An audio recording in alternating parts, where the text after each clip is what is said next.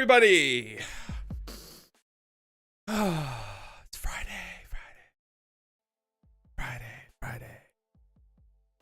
A beautiful day it is. Actually, not really. It's kind of hot. But it is Friday. You saw the title of the stream? What the fuck's going on back here?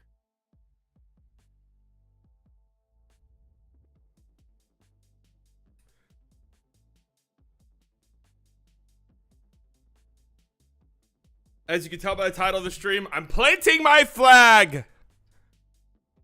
I think we get a trade today. I think the Dame trade happens today. I do. I called it earlier in the week. On Monday. Just kind of felt like there were certain reports that sort of tipped off that something was happening, right? Sort of tipped off that there might be something in the works. And then it really heated up yesterday. Enough so that I think Friday, news drop. I think that's what we're getting. Now, it could be one of two things. I'm thinking today we get a news drop because the Blazers are like, well, we're trading the best player our franchise has had for at least the last 30 years, right? So we kind of, let's get it out there on a Friday afternoon. Everyone's getting off work. Everyone's going, to enjoy their weekend. The fans are going to be a little bit upset at us. It's just how it goes.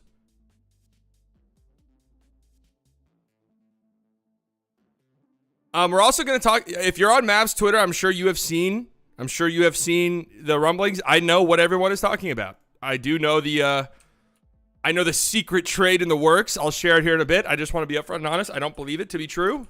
So I'll just say that. But I do know what everyone's freaking out about on Twitter.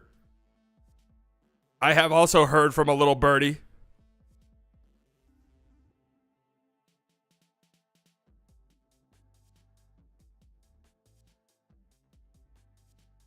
And then we're also doing my NFL picks. We have to do that today.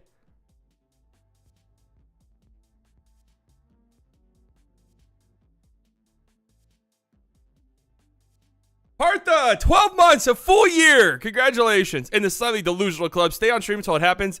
For real, 96-hour marathon. I'm not going to lie to you. I kind of thought about doing that. I'm streaming until Damian Lillard gets traded. But I just can't do that, unfortunately. I have a life. I wish I didn't.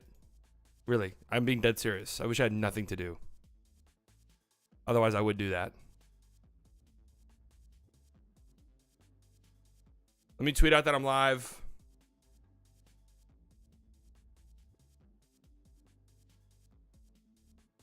Live right now. Calling it now. Damian Lillard gets traded during this stream. Barron smoked Man United on Wednesday. Man, no, they didn't. You guys said Man U was going to lose by 3 goals. They hung tough. They played well.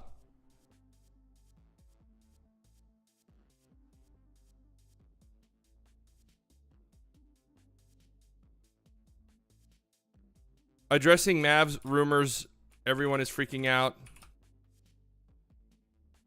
on the timeline.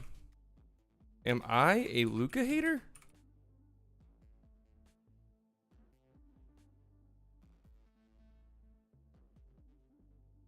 We're also doing our NFL picks. Let me just start by addressing this. It had come to my attention recently that certain section of Mavs Twitter, it does not like me very much anymore, which is sad.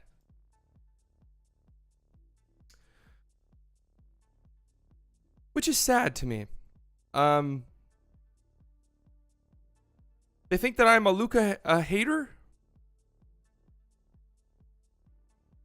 which is also sad to me.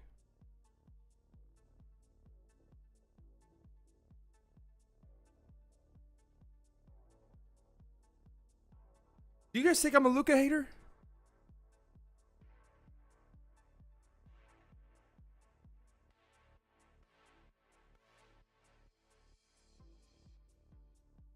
Here's the thing, right? Actually, I don't even. You know what? I don't even want to do this today.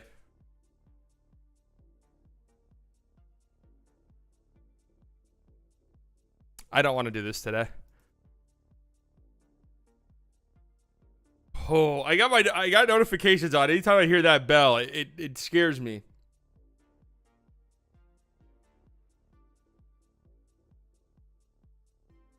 All right. So did we talk at all last stream about the Buddy Hield stuff?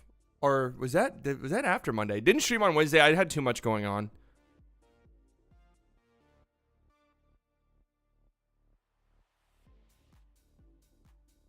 If Miles Turner comes with him, then I'm all in on that. I'd rather get Turner than Buddy.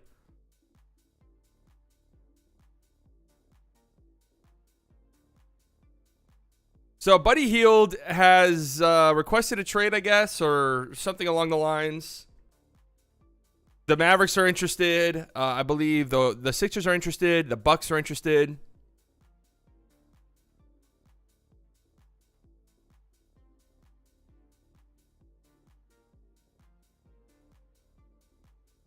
You look at teams like Dallas, Philly, Milwaukee. Those are the type of teams that could definitely use a shooter like Buddy Hield. They've had a level of interest in him over the last several months, but of course, no deals happened yet.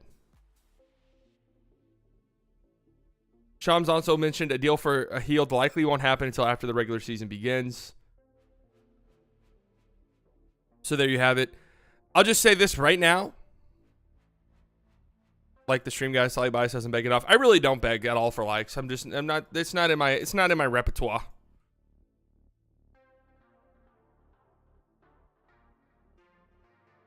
So I will say this. I have heard, if you're on Mavs Twitter, people were freaking out earlier today saying, no, I can't believe it, being very vague. I can't believe it. Don't do it. No, don't do it. Don't do it. Don't do it, Mavs. What they're talking about is supposedly a Josh Green being involved in a trade for Buddy Hield. I'm just going to come out front and say it. I don't believe this to be true. The last time there was insider information that I got was that the Mavericks were close to trading Tim Hardaway Jr. for Bojan, and of course that didn't happen. So like the little insider info from the little birdies, I don't believe them to be true anymore.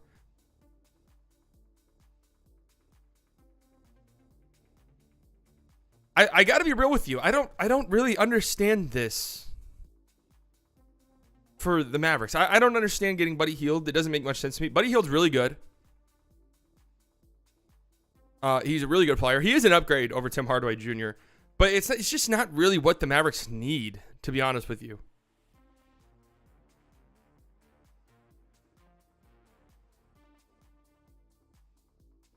It's just not what they're really looking for. You kind of already brought in your shooting replacement for Tim if Tim were to be involved. You know, if Tim were to be involved in a trade for someone else, you already have that replacement in Seth Curry. Granted, Seth Curry is shorter. Seth Curry's more of a backup guard. Tim can play wing, so Buddy Hield could replace that.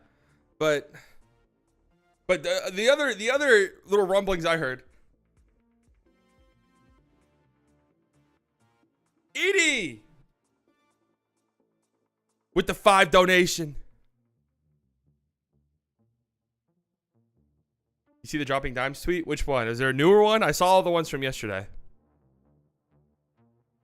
I did unfollow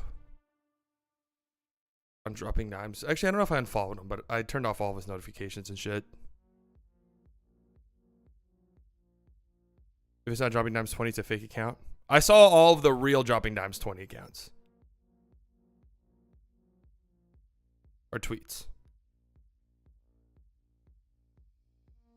So anyways, the other thing I heard from a little birdie is that Luka really wants Buddy Hield. I don't know if that's true or not. I don't believe any of the little birdie stuff anymore. Just straight up. I got sucked in to thinking like the Bojan for Tim Hardaway Jr. one. That one kind of made some sense to me.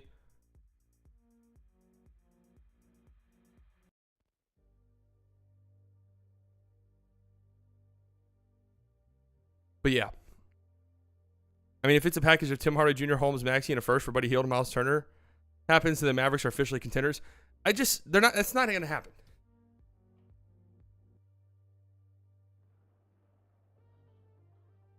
B-Dot, 10 months. Diggs died. I was trolling B-Dot on Instagram because like he shared a story and it was like, Stephon Diggs, very sad, obviously. Not Stephon Diggs, sorry, Trayvon Diggs. Very sad, obviously, tore his ACL in practice. Like, super fucked up.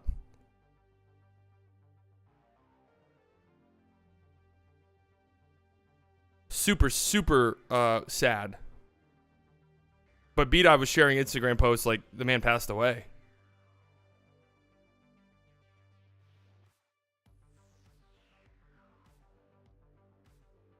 I don't think that the Pacers trade Miles Turner. I've thought that this entire summer. I just don't see it to be true.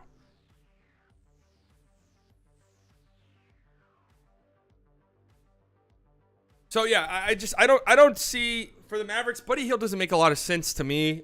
He wants to start. He wants to start and he wants to get paid. What's that look like for the Mavs? Luka, Kyrie, and Buddy Hield? Like, are we going back to having to score 150 points a game to win? We tried to do that last year, and it did not work. That team is terrible defensively. Like, I don't care who your other two players are in that lineup. There's just not enough perimeter defense at all there. Like, you need at least one guy. You need at least one guy. At least we are not hearing oldies like Clint Capella thrown around anymore. Buddy Hield and Clint Capella might be the same age.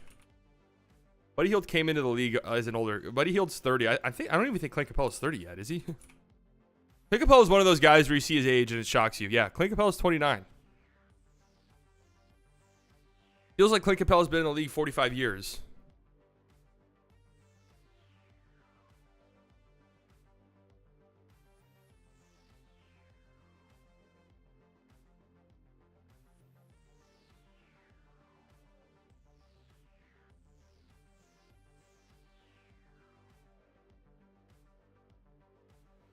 Yeah, no, it does feel like Clint Capella is older than he is, but no, he is just 29. We need info on new Mavs uniforms. Why are we always the last to reveal every year? I saw the Timberwolves jerseys and they look clean. They look very clean.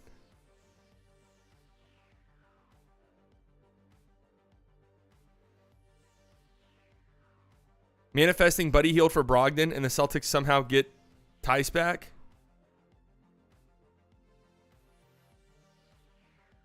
Brogdon goes back to Indiana.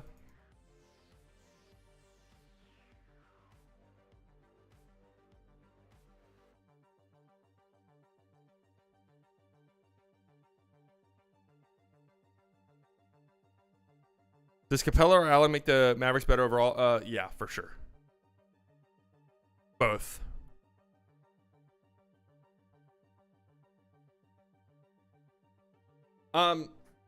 Philly makes some sense to me. Milwaukee makes a ton of sense to me. Like, at this point, I'd kind of be shocked if that's not where he ends up. Now that I see their name. Even Toronto, they need shooting. You know, they're still trying to be good. I got a little uncrustable. Just, you know, it needs something quick, right? Uncrustable, thawed out for 30 minutes. I mean, can't beat it.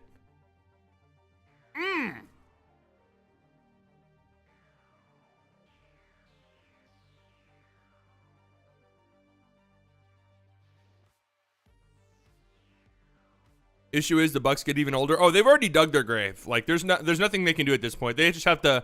They really just got to try to win this year.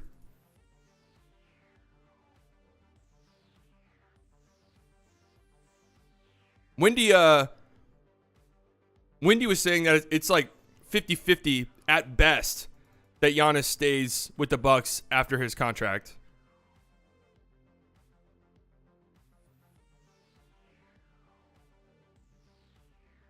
So if you're Milwaukee, it's just how can we win this year? Like, we might as well just go all out.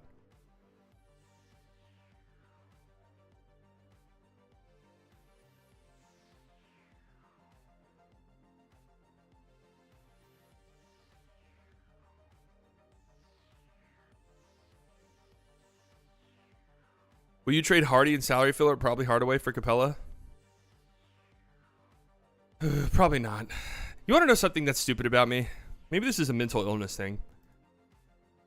I'm like I'm like over 10 years deep into a Mavs franchise sim on 2K. Just fucking around with it, right? Just something to put in the background. Because for whatever reason, the franchise sim speed is so slow that I'll just start simulation and then work or something while it's going on. Jane Hardy's a monster. Jane Hardy turned into an absolute monster.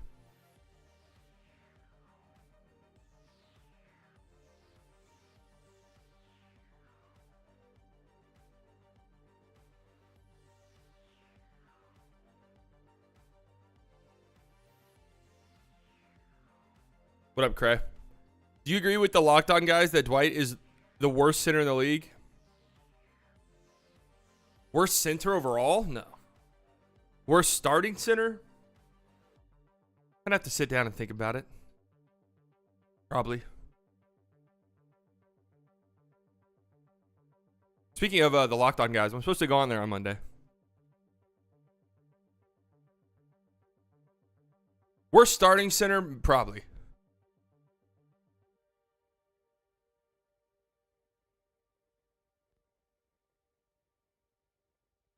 Thoughts on Dame to Raptors rumors? Not happening. That's why on Monday I thought, okay, this is heating up and it's going to happen soon. Because the Raptors, like, credible people are like, hey, the Raptors are like actually kind of trying to get into the Dame stuff.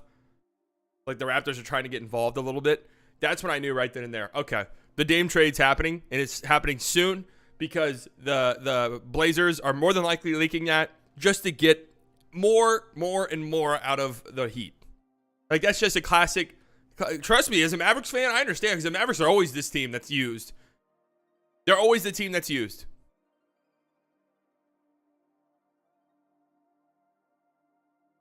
When do you think the trade is announced? So I believe that the trade is pretty much, if not done, it's close enough to being done that some people involved have been informed. Like, hey, you're getting traded. We had a cryptic tweet from Tyler Hero yesterday, or a cryptic Instagram post from Tyler Hero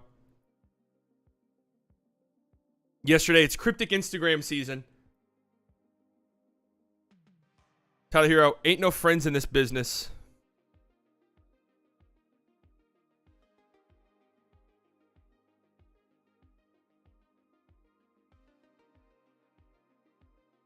On a private jet. So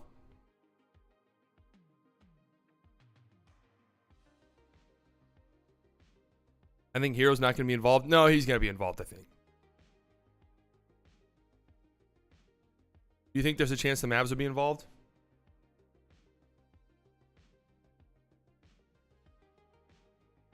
Fuck, I had a tweet that popped up that I was going to show.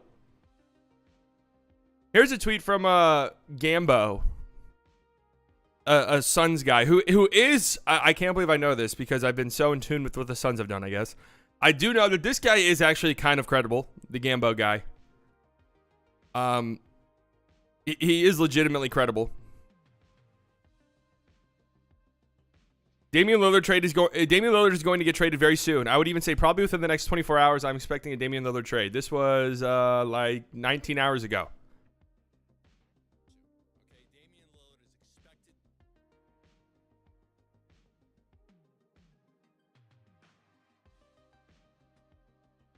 The Gambo guy who hates Luka more than you, Sully Bias. You guys know me. Noted Luka hater. I'm expecting a Damian Lillard trade. What's the word? Imminently? Is that a word? It's imminent. It's imminent. It's imminent. You can say it's imminent. I would even say probably within the next 24 hours. I am expecting, from what I'm hearing, a Damian Lillard trade. Damian Lillard is going to get traded very soon. What's the deal with me? What is it? I could sense it on Monday when not a lot of people were talking about it. I said it's what is happening this week. It's just something in the air. Then boom, all of a sudden it heats up, and now here we are. I think several things could happen. News dump, Friday news dump, the classic Friday news dump, right? Everyone's getting off work, everyone's enjoying their weekend, maybe they're traveling, right? Whatever the case may be. Portland knows they're trading their best player over the last 30 years. Let's do it. Or the NBA says, let's do this strategically. We're going to drop it in the middle of college football or in the middle of the NFL. Just to remind people. Just to remind people, hey, we're starting soon. Don't forget about us. We're only a few weeks away at this point.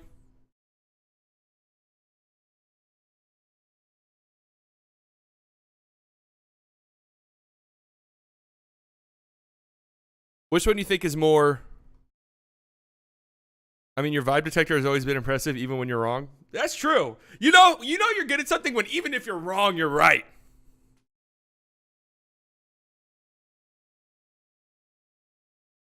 Peace, Light. I'm from New York, and I hate the Mavs. Your channel is dope, so I subscribed a while ago. Keep doing you, fam. Hey, appreciate that, crazy.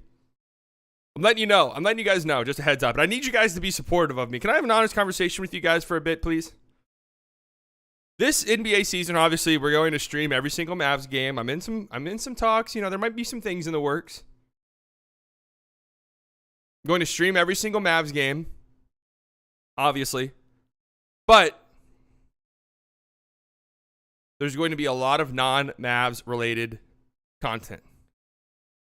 And I need you guys to support. I need y'all's support. Why would a Knicks fan have beef with the Mavs? Oh, the Knicks fans were very pissed off at the Mavericks for tanking. Obviously, it was right for the Mavericks to tank the final 2 games of the season and keep their pick, but Knicks fans were very upset about it.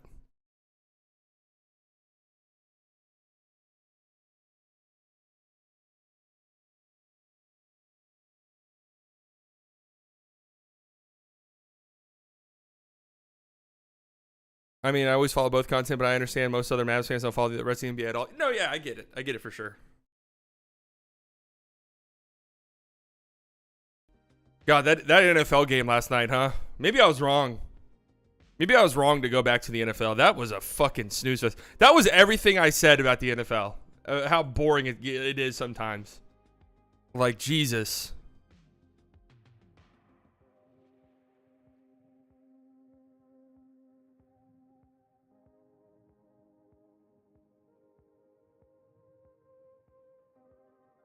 You think Josh extension happens before camp? I don't know. I think they want to avoid a Jalen Brunson 2.0. Not saying Josh Green's as good as Jalen Brunson, obviously, but I think they want to avoid that.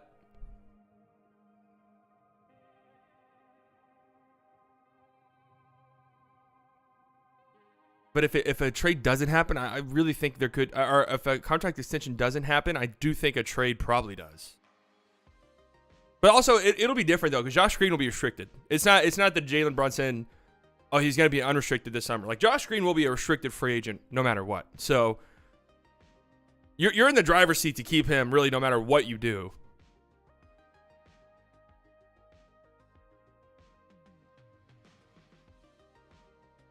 Is there any chance in which it's a 4-team trade in which Toronto unloads Siakam to, say, Atlanta and resets? Dame goes to Miami, Capella, or another 5 goes to Dallas?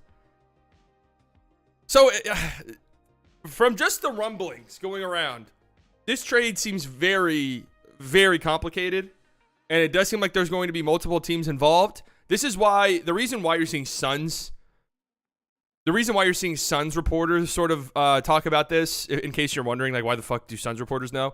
It seems pretty apparent at this point that the Suns are going to be involved in some way or shape or form to help this trade materialize. And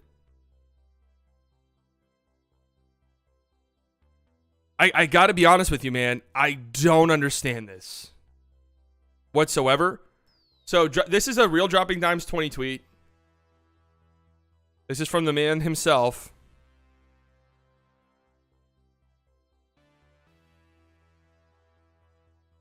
It's Ayton for Nurk, the mystery team for Dame is Toronto. Dame is locked in with Miami. So this was several days ago. And this has sort of been hinted at, or at least corroborated,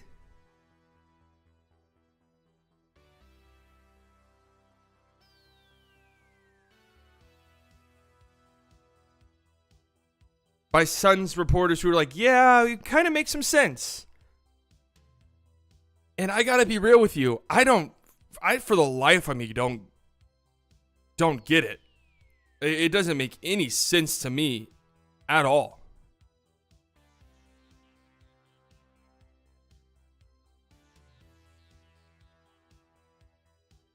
The reason is Ishbia is trying to save money, and that's exactly what I think it is. Like, they're going the same way the campaign trade, right, where they just dumped campaign for like a second, and it was like, oh my God, masterful gambit by Matt Ishbia.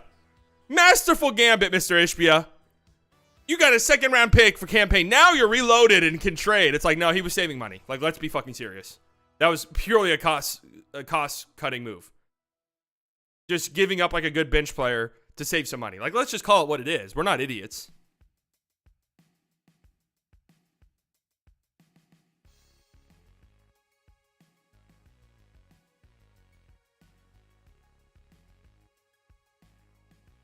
Let me address some of the Deandre Ayton. This is Gambo. So this is the guy that we know is pretty reliable.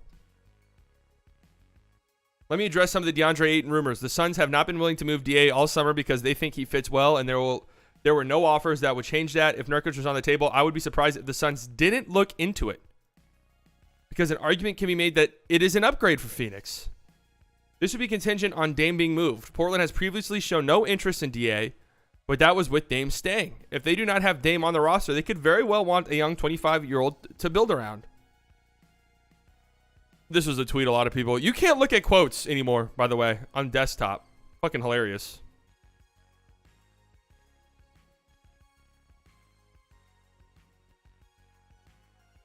Vogel needs a defensive-minded center to build his defense around, and Nurkic does fit that mold. This would be contingent on a Lillard trade, and I expect that to happen very soon.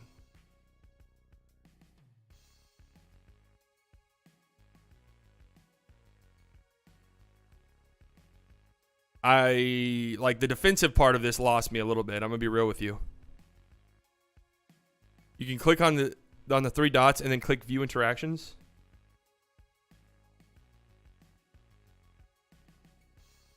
Oh my God. Why?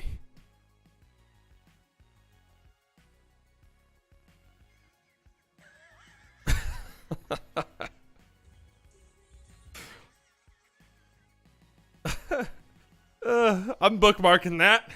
I'll be using that video soon. How do I bookmark on the fucking... How do I bookmark on the computer? There we go.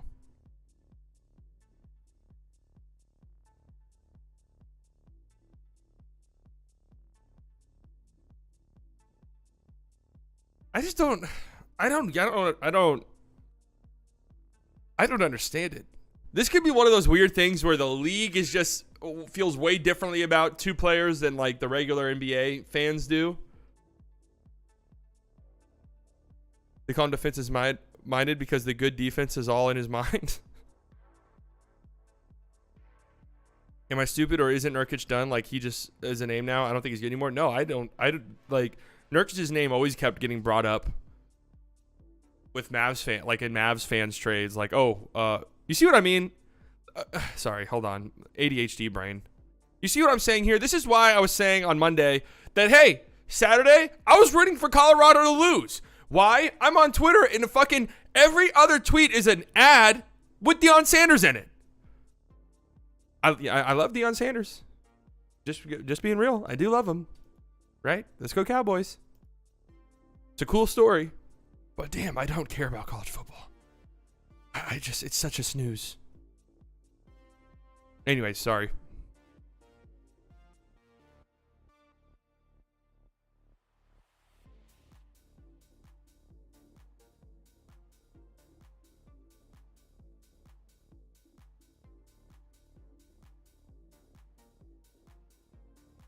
I think Dallas is cooking up something that we don't know, and they want us to be excited about it. I don't think Dallas is cooking up anything. I think they go into the season with this exact same team,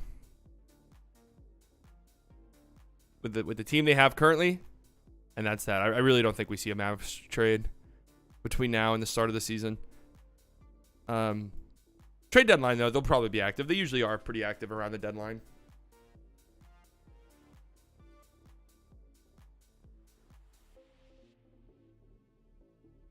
Did y'all see Mark Cuban Pat podcast interview? It was really good. Wasn't that a few weeks ago? I did see it. Dropping Dimes 27. Dropping Dimes 27. Come on, brother.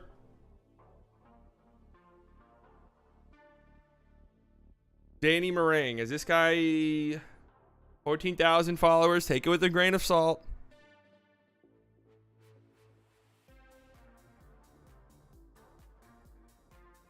The last 24 hours have been the loudest around a Lillard trade. As of now, there are multiple teams that have been linked to a potential deals, with deals that do not involve Lillard ending up in Miami. I still have Miami as the most likely landing spot for very obvious reasons, but it sounds like Portland is very much trying to put together non-Heat deals, either as an alternative or as a way to extract more from Miami.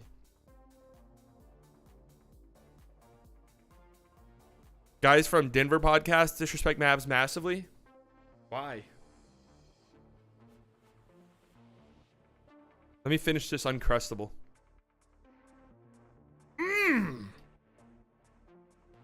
How do they do it?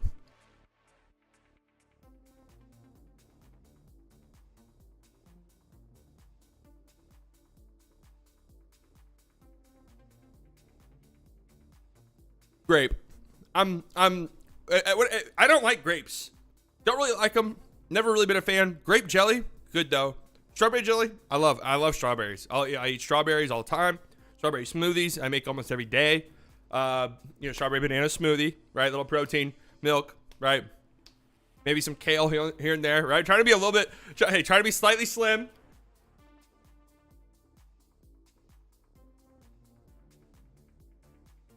Do you freeze your Crustables? Aren't you supposed to?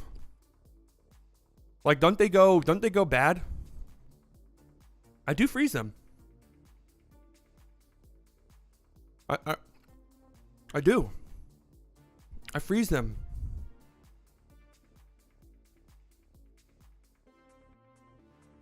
What's your thaw method? Put it in the oven for about 15 to 20 minutes. Broil it.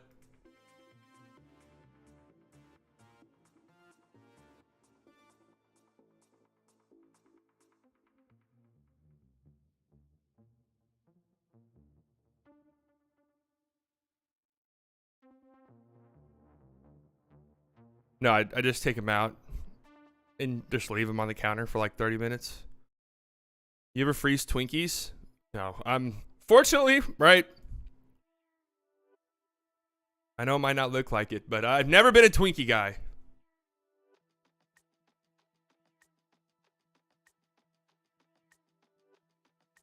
What's the most you are ready to stream today? Oh, I'm not. Listen, I'm just throwing it out there like it's happening. I'm not extending the stream any longer than it needs to be. Kai, Luka, and Tim Hardaway Jr. can't equal a top 15 defense is the issue. Tim Hardaway's not going to start. He's coming off the bench. Josh Green's starting.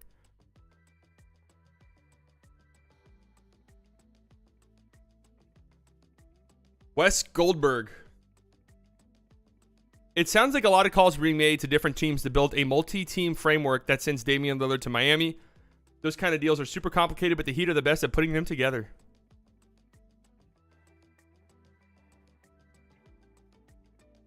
So, any other trades you think get done soon? I still don't think it's impossible we see a Siakam trade before the start of the season. Assuming that they like maybe behind the scenes are trying to get maybe an extension done or something, and it doesn't feel like they're going to come to terms. Maybe. Well, I would say that's slim chances, though, but... Is anything happening in Dallas? Everyone acting weird? Maybe it's just me. If you're talking about people acting on Twitter, I'll tell you right now. With the rumblings going on behind the scenes, there's probably are going around in little group chats on Twitter. Is like a Josh Green for Buddy Hield type of trade. I don't believe it to be true at all. I'm just saying that. That's what people are hearing, and that's why you're seeing what you're seeing on Mavs Twitter.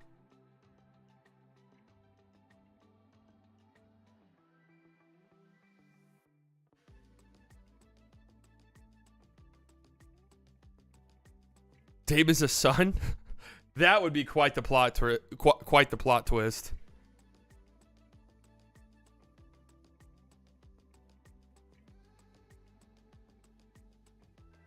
I was thinking about that last night. I was like, what if the Suns are trying to get Dame? But it's just like, unless the Blazers like love DeAndre Ayton, there's just not a there's no framework there. What is the price for Buddy? I'm wondering if like Tim Hardaway Jr. Buddy's definitely a better player than Tim Hardaway Jr. But Tim Hardaway Jr. is under contract for 2 more years, so maybe the Pacers look at it and they're like, okay, Tim Hardaway Jr. can help us out, and he's here longer. And then maybe some seconds. Like I don't know. I don't know what Buddy Hield can get you. Could Buddy Hield get you a first? Maybe.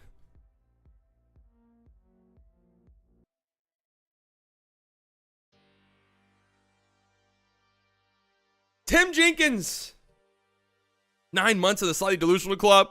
What did you miss? Not much.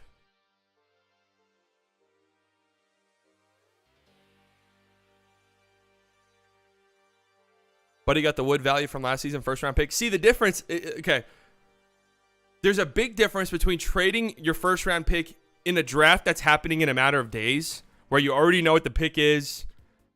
Trading this pick is not going to hinder you from making any future trades. There's a big difference between that and trading a pick before the season starts. Where, okay, now all of a sudden, okay, now we can't trade this. Now we can't trade this pick. We can't trade this pick. We don't know what the fuck this pick's going to be. Like, we'd like to think we're going to be good, but you never know.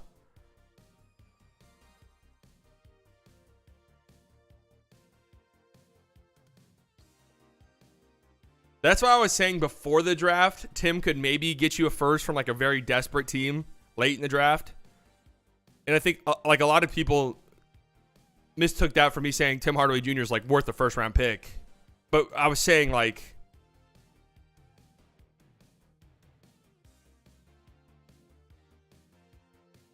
I was more so saying similar to a Christian Wood type trade.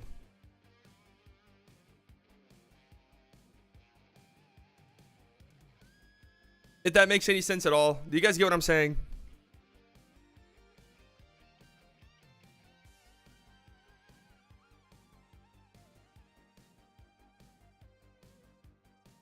I saw Luka beat Suns to a pulp and I did my remote viewing. Oh, nice. TIA is going to be knocking on your door soon.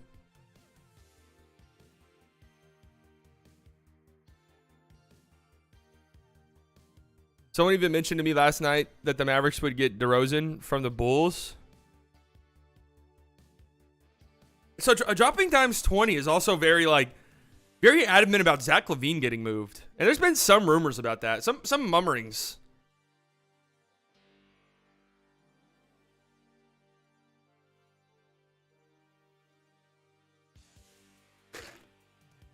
Oh yeah, that was a report earlier in the week. I forgot who said it, but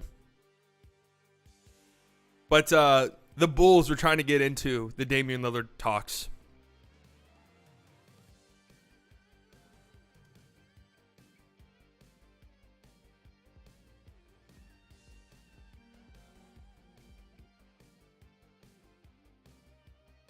London Oops. Hello, governor. Wendell Carter Jr. level of big would be nice. That would be class. Obviously, yeah, Wendell Carter Jr. would be great. One of the friendliest contracts in the league. One of the most absolutely. You guys know my stance is there's not a lot of underrated players in the league because literally every player in the league has its own StatMuse account. It has their own fans that ride for them endlessly. But Wendell Carter Jr. is actually very underrated. Like, incredibly underrated. So is Franz Wagner. Maybe it's just the magic. I don't know. Yeah, Mavs media days next week. The Mavs report to camp next week. They're much earlier than other teams because they do have like overseas preseason games. So there is that. I am curious what's going on with Fan Jam. Is there going to be one this year? Because it's usually, I remember last year it was October 1st.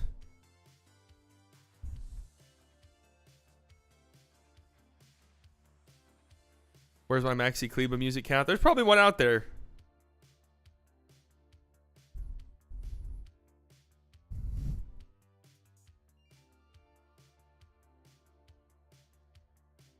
I got an email recently saying it was October 1st. Are they even going to be here?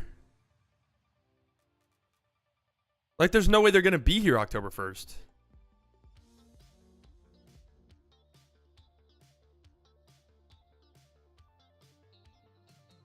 Tim, $2 donation. Do you think the Mavs are done with the offseason? I do.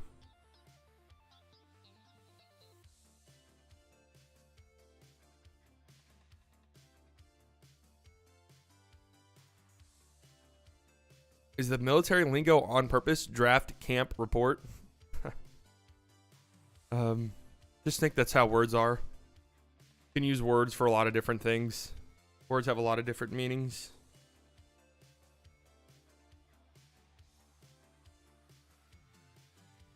My ear itches.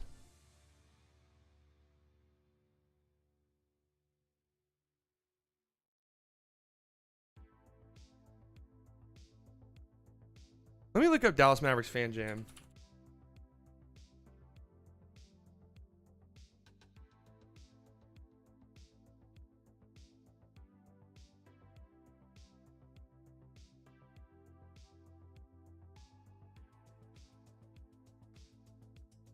Huh.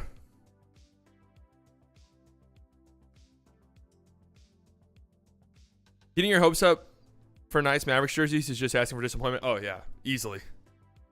That's the worst thing you could possibly ask for.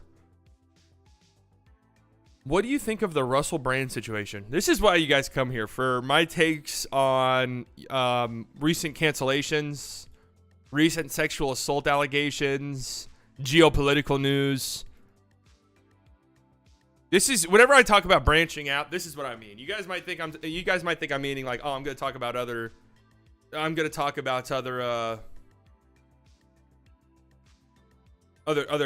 teams, like we're going to go general NBA stuff. No. We're going geopolitical.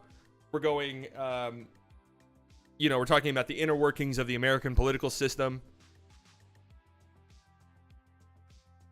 Yeah, we're doing full election coverage next year.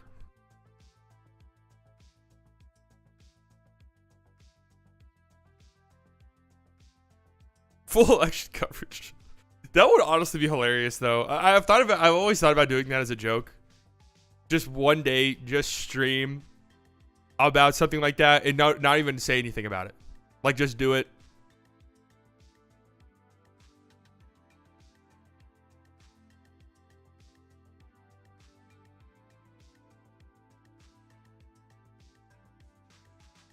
What's Luka's comp in the NFL? Probably Herbert. Herbert is actually a good comp for Luka, I think.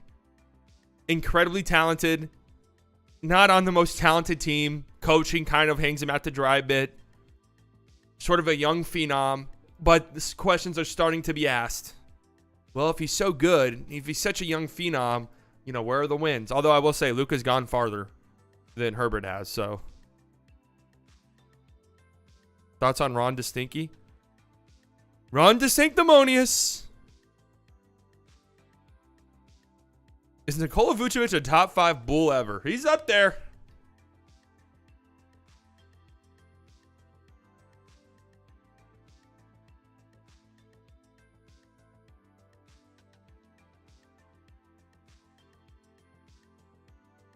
I heard Josh Allen was a better comp.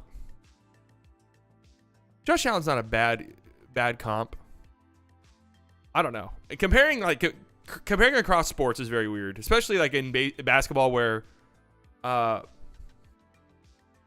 one player changes so many things for you. But I guess the quarterback position is the one that would make some sense.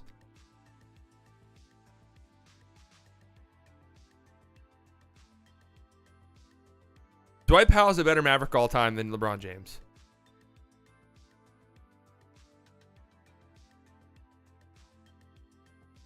Here's what Damian Lillard's cousin, I guess, tweeted last night. Can't wait until I get to talk about it.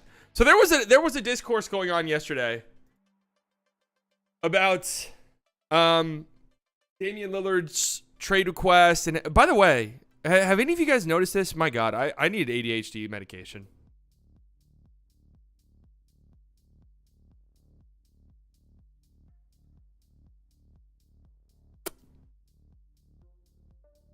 By the way, anybody on Twitter, have you guys noticed following counts are just jumping all over the place? Like, my follower count fluctuates like in the hundreds.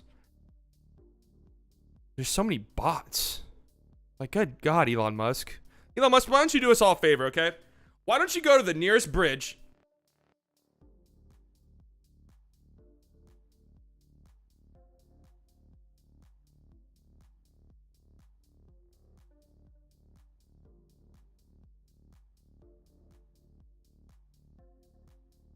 And I think I speak for all of us when I say that.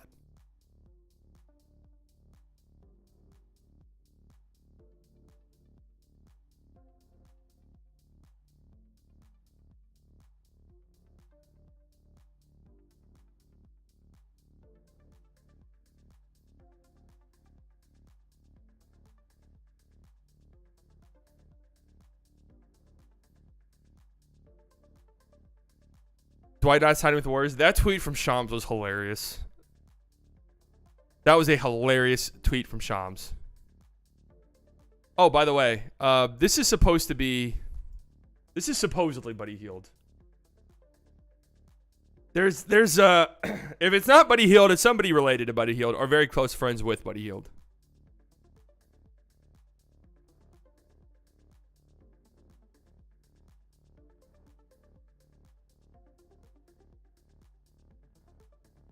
Buddy just unblocked me. So in the forgiveness spirit, I've unblocked many of the people I've blocked. Don't play me though. I'll block you again. I am not Buddy Hield.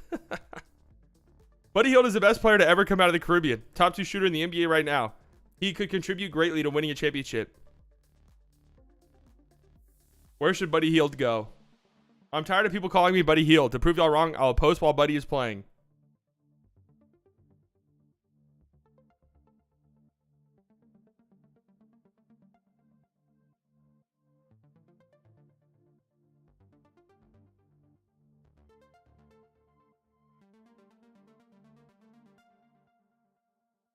What up, Wicked?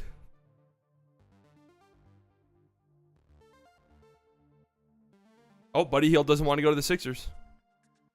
He wants to go to the Mavericks, though. He constantly talks about it. Firstly, the Nets are trash. Oh, sorry, Nets. Secondly, Pacers want him, but don't want what he wants. Starting spot, decent minutes, good contract, because they have a lot of young players in the backcourt who they want to develop, like Nembhard and Mathurin. They also got Brown. Shake my head. Dude, come on. Come on, dude.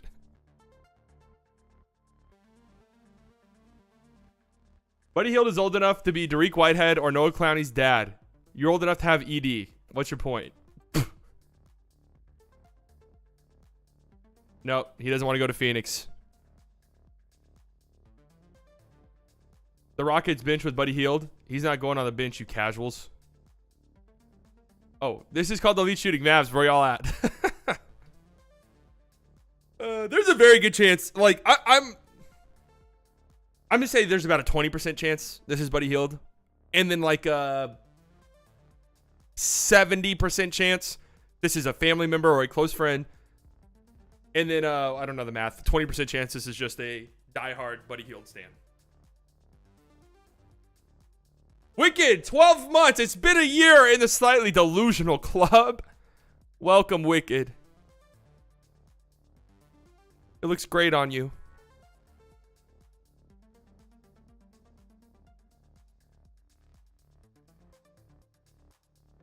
And then if you go to his likes, it's like pretty much all Mavericks related stuff. Yep, look. My very good friend, Slow Hoops fan. My close personal friend, Slow Hoops fan. Tim Hardaway Jr. plus Markieff Morris for Buddy Hield. Would you do it?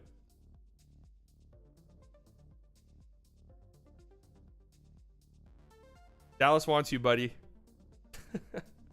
Come to Dallas, big bro.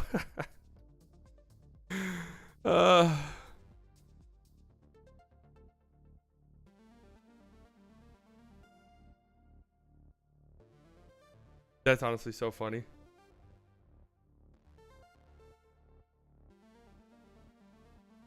Our good friend, Slow Sports fan. Oh, slightly biased on Saturday anytime. So, come on, Slow. Why you gotta call me out? Come on, man. Let's be nice. Let's put down the guns. Right? Peace. We want peace going into the season. Let's unify. Let's come together.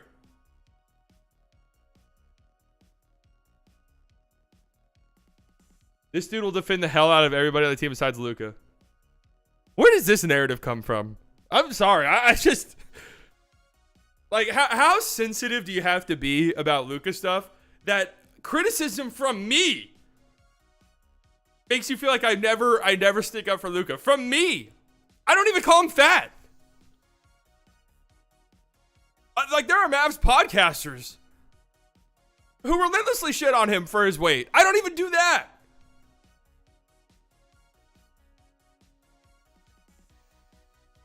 Unionize against Slow Hoops fan. We have to fight the infidels.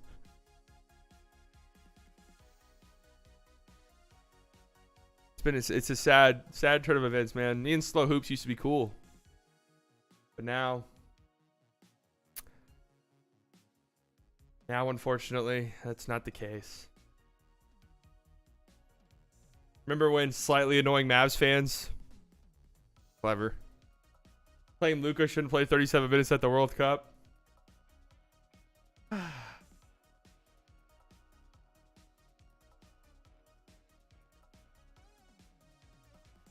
Why is Luka playing 37 minutes at a meaningless game? It had come to my attention recently that there were several tweets from this account in my direction.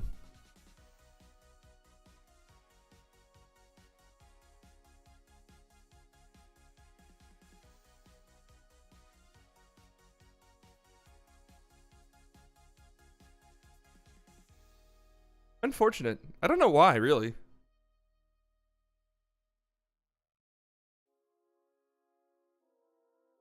He cooked you that slightly annoying. That was a good one. That was a good little jab. I'm gonna be real.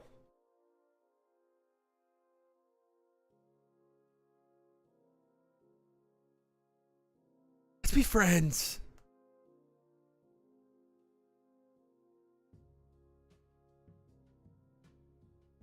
There are a lot of people obsessed with his weight, like a 10-pound difference will change things dramatically. I think they're projecting his own weight issues. You guys know I don't give a fuck about the weight stuff. I really don't. Like, that's like the bottom of my priorities with Luka.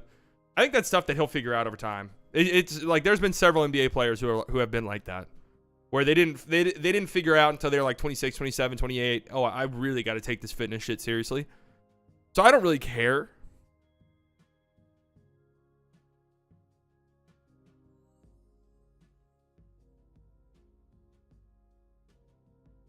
I just think the mental aspect of things is the thing with Luka that needs to really be fixed, and it all starts with him. That's why I get critical of him sometimes, because there's stuff that he can fix. He has to do it, right? That's really it. Sorry, boss. We try to stream when the Dame trade actually happens. If the Dame trade does happen at a decent time and I'm available, I will go live.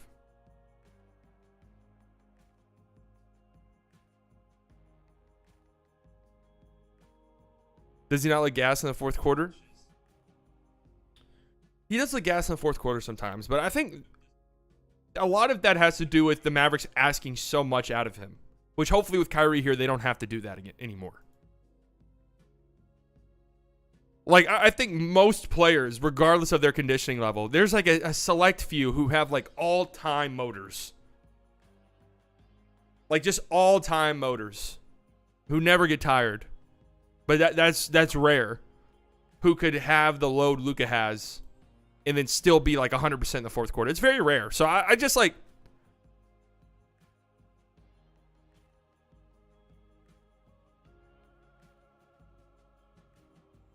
Talking to the refs doesn't require much energy. Some fans spend too much time reaching. Even with him in the shape in the bubble, he got tired. Anybody who has the ball in his hands and does all of the things, because it's not like Luka is a finesse game, you know. It's not like Luka is playing like a Klay Thompson-esque role where he's just, you know, spotting up and shooting. He has the ball in his hands. He plays very physically. He posts guys up. He drives. He absorbs contact. He plays through contact, right? Like he's very active, very physical. He's gonna tire over the course of a game. The best way to avoid that is having another guy who can handle the ball, Kyrie Irving, who can take some of that load off. So. He feels like you were harder on Luka than Dwight Powell, although he was carrying a team with flawed roster, so maybe that's what he's thinking. Of course I'm harder on Luka than Dwight Powell. Like, what the fuck? Like, yes, obviously. Luka's the best player on the team. We have very high expectations for him. He's an MVP level player. He's going to get criticized more than Dwight Powell.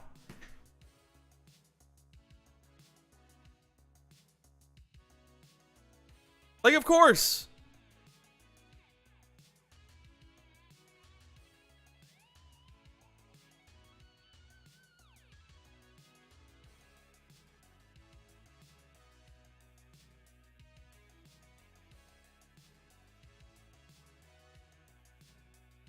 Luka always be gassed if he continue to throw out the worst front court in the NBA. Yeah, I mean, a lot of the Luka gas stuff is on the front office and coaching staff, for sure. How is Ayton in so many trade talks again? I thought it was settled months ago that the Suns will ride with him. No, that was just coach speak. They want Ayton gone. Like that, I think that's so clear and obvious. They do not like him. I know Monty Williams definitely hated him, but I think it was an organizational thing as well.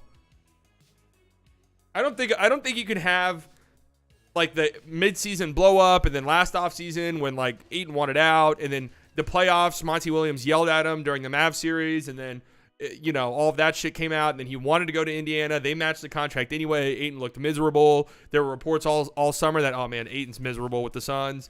And then he gets benched the last postseason down the stretch against the Nuggets. He's upset about that. That doesn't just go away, I don't think, with a new coach. Like, they want to get rid of him.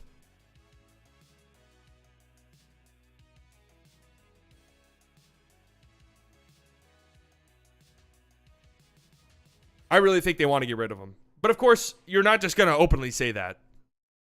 You're going to say, oh yeah, he's a big piece. He's a big piece for us. We really need him.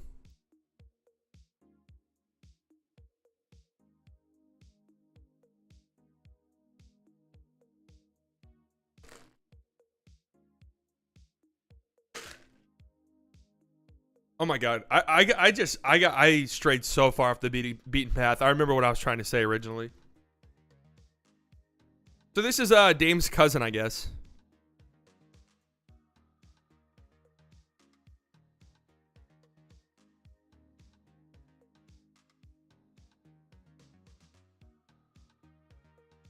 Who's better on this Mavs team, Allen or Capella? I think Capella. Capella just like plays his role so perfectly, and his role on this Mavs team fits like a glove because it's very similar to what he does with the Hawks, which is just spam pick and roll pretty much.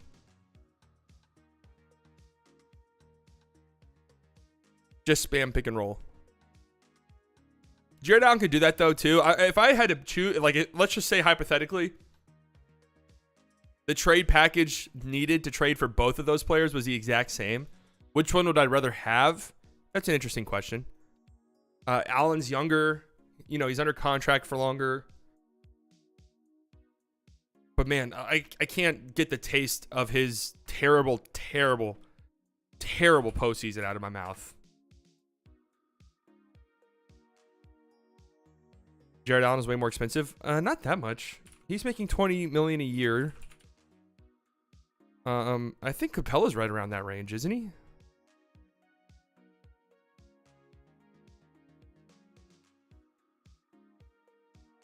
I'm a new UK fan of the NBA and interested in the Lillard trade. Why is it happening? Oh, okay. Here we go. This is a nice introduction to you if you're new to the NBA because it really speaks to where we're at in the NBA, the player empowerment era we are in, and essentially, Damian Lillard's been with the Portland Trailblazers for how long now? 12 years? Oh, in terms of trading. Yeah. I think I would agree with you there. That Jared Allen be more expensive. Damian Lillard has been with the Portland Trailblazers for his entire career, which is 11 years. He's been a great player for them, right? 7-time All-Star, 7-time All-NBA. Tremendous player.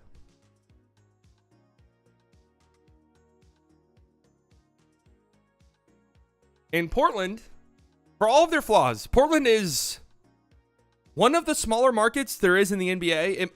It might be the smallest. I think New Orleans might have it beat, but it's definitely one of the smallest markets in the NBA. It's very rare that they have star talent. But Damian Lillard was undoubtedly a superstar level player, top 10 player, I think unquestionably, for the vast majority of the last 7 or so years.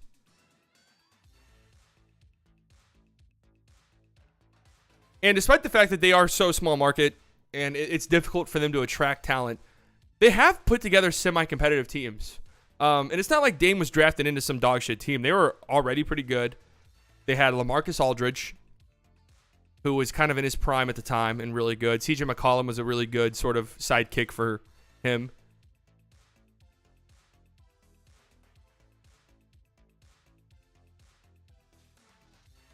But unfortunately, they just couldn't put together a team that could really compete for several different reasons. They swung and missed on a few draft picks. They didn't properly maximize returns on players. They probably should have traded CJ McCollum a little bit earlier than they did.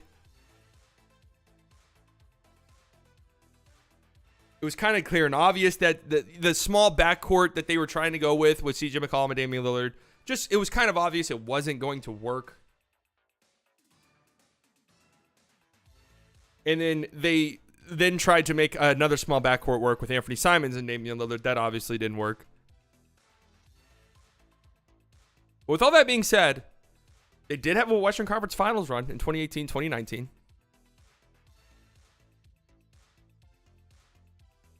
Yeah, the pieces just never fell together. They never really had defensive-minded wings that they needed. They did. They were in and out. But in the recent years, they really struggled to put defensive pieces next to Damian Lillard that he needed. They tried. They traded for Jeremy Grant last year, and he was really good. But it just fell apart for the Blazers.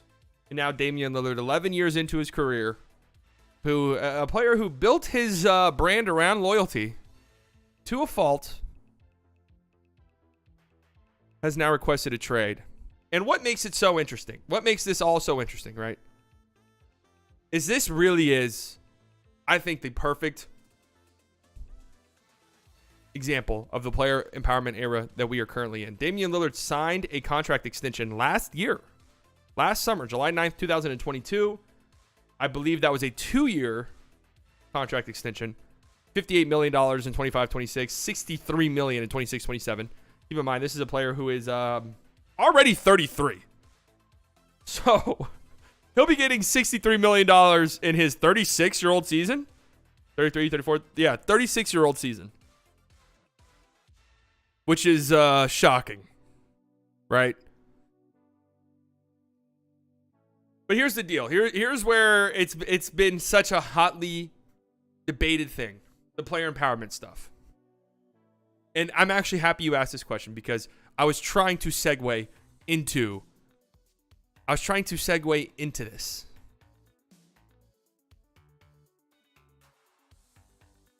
Does Damian Lillard have the right?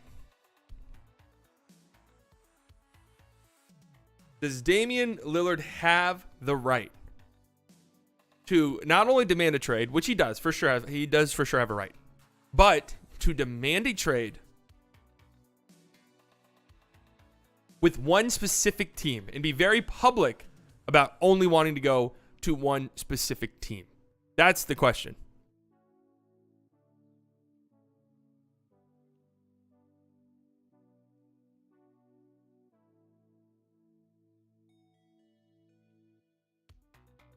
Especially considering he just signed a contract extension. This is where we've had a very big disconnect. Jason Timpf,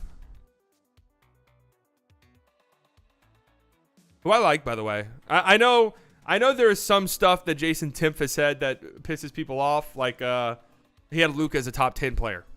Not in the top 10, 10th overall in his recent player rankings, which is just kind of preposterous. But he also recently said Jalen Brunson right now is a flat-out better basketball player than John Morant. I didn't watch the full clip of this, to be fair.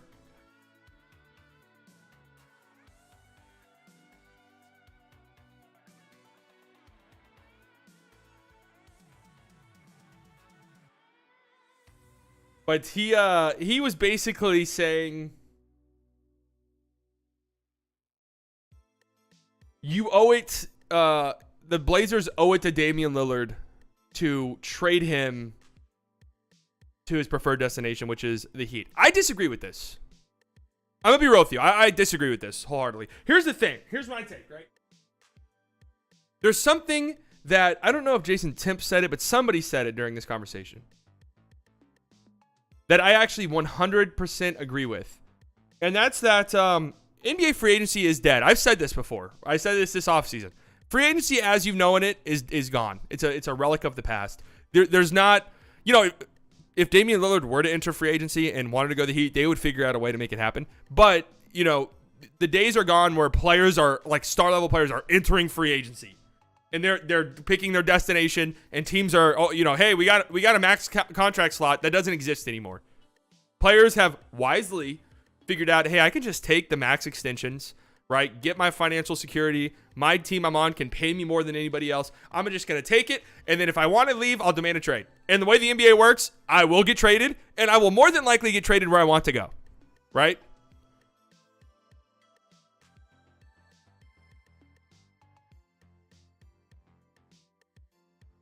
Because that is how it works. This exact conversation happened with Kevin Durant last year. It was like, oh, they shouldn't trade him to the Suns. Like, they shouldn't. And then they did end up trading him to the Suns, and they got a fuck ton in return. So the Heat will trade for Damian Lillard. It's going to happen. Dame's going to go to Miami, and the package will be pretty good.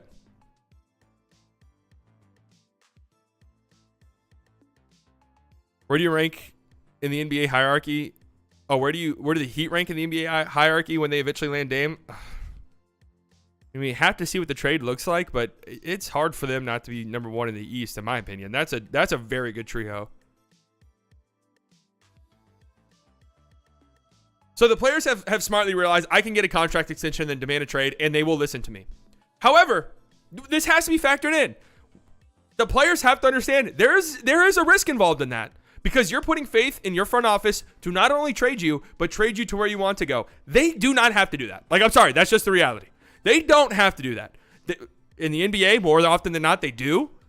But they don't have to do that. They do not owe it to you to do that. You signed the extension. Last year, you committed to them. Now, do teams owe it to players who have, especially like Dame, who have been there for so long, to say, hey, listen, you guys are trying to rebuild. Like, we're clearly not contending. I'm 33. Trade me to a contender. Yes, I do think it's teams do owe it to players then, only because it makes sense for both sides. But to say, hey, Damian Lillard, who has publicly, it's a different thing to do it privately, publicly said, trade me to Miami. I only want to go to Miami. If another team trades for me, I'm not going. I'm going to demand a trade immediately. Trade me to Miami or nowhere else. That's fucking stupid. Like, I'm sorry. That's stupid. You are under contract. That's just the way it works.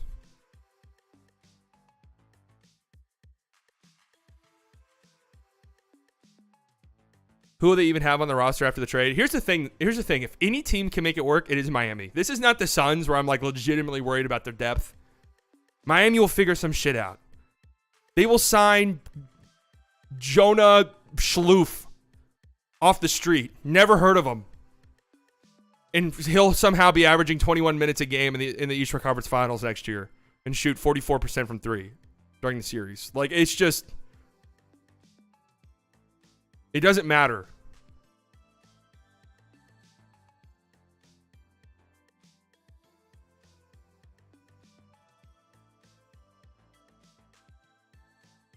You're worried more about the Suns' depth than the Heat bench? That is a crazy take. I'm sorry.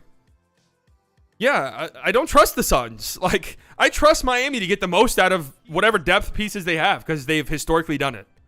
They just went to the finals. Caleb Martin should have won Eastern Conference Finals MVP. Like, he should have won it straight up. Gabe Vincent, Max Strus, Cody Zeller was playing. Like, what the fuck was going on there? I trust them. I don't trust the Suns. Like, I just don't. I don't trust them to get the most out of Bol.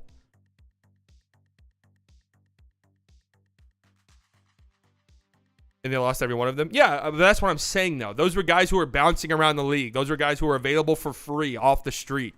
And they turned those guys into legit guys. And two of them went and got paid serious money. And Cody Zeller has a job in the NBA. Like, he wouldn't have had a job in the NBA otherwise. He might not have a job in the NBA by the end of the season.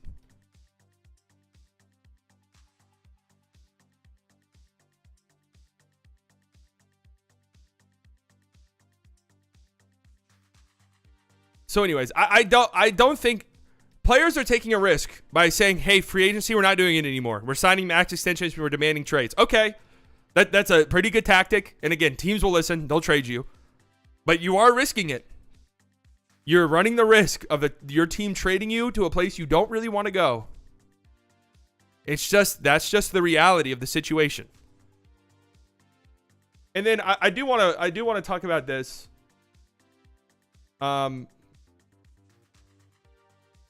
This tweet, God, I hate this. Like, this tweet actually made my blood boil a tiny bit. It really pissed me off.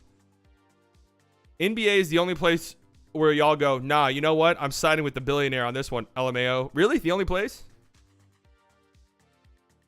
The only place? Hey, buddy. Have you ever been outside? Ever? It's literally every place. You live in the United States of America, right? It's pretty much every single place. It's all the places.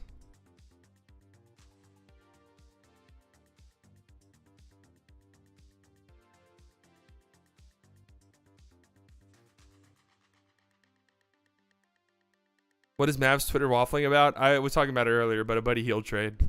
That it's not going to happen.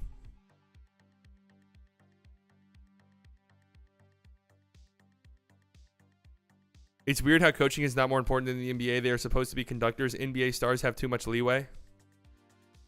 No, I think coaching is important. I don't think it's a mystery why the Heat, despite the fact that they haven't been like that loaded of a roster,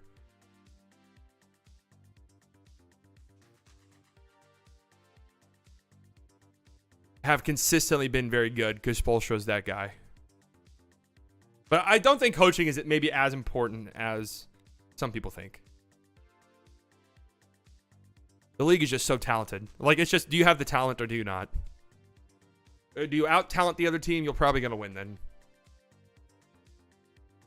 No, Jimmy's definitely a dog in the playoffs. Don't get me wrong. But I'm saying, like, the Heat have definitely kind of overperformed. Uh-oh, Twitter notification. Twitter notification. Free agent Lamar Stevens has agreed to a deal with the Boston Celtics. Fuck you!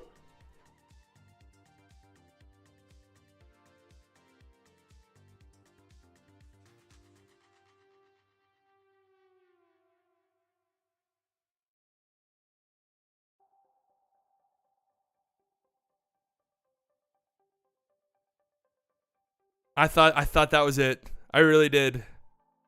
I thought that was it. I thought that was the one.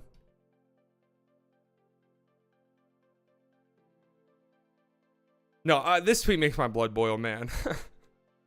Like, hey, yeah, guess what? NBA fans want what's best for their team, believe it or not.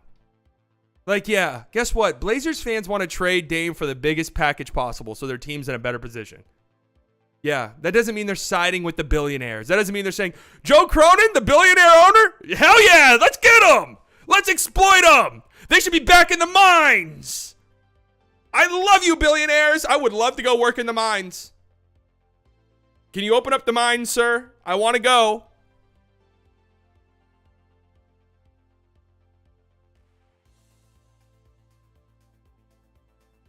Like, this is just dumb. This is a dumb take.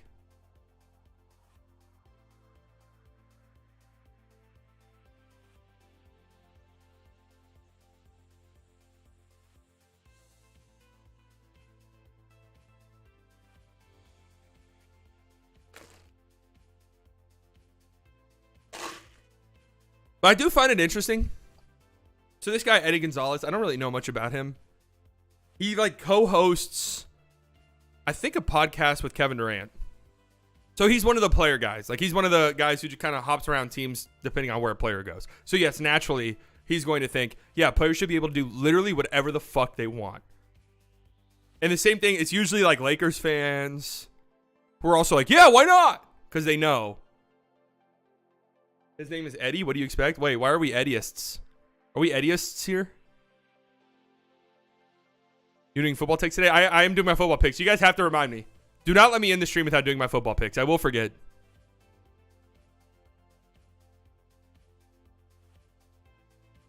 Did you see Dropping Dimes Mavs and Raptors tweet? Wasn't that a fake Dropping Dimes account? The Miami Heat are not involved in the latest Damian Lillard trade talks. I think we... Oh, via Woj. These talks have intensified this week with Damian Lillard, but still there is no trade imminent. No! So far, the one element that has not been a part of these talks are the Miami Heat. What?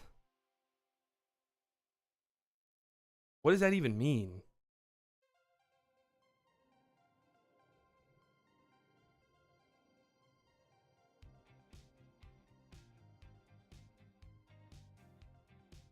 What does that even mean?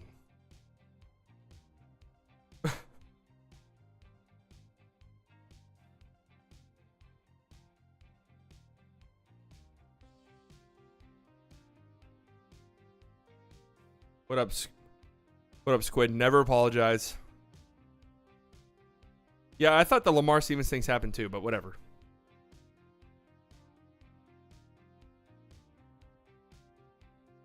$83 million potential salary.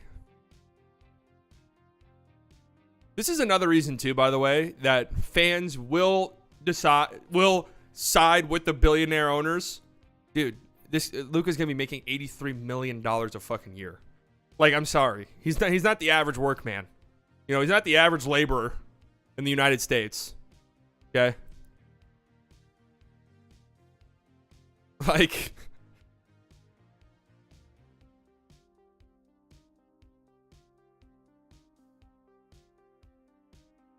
kind of hard to relate.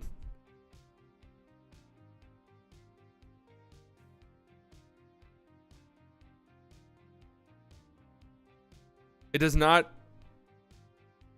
feel as if a trade is imminent right now, guys. I thought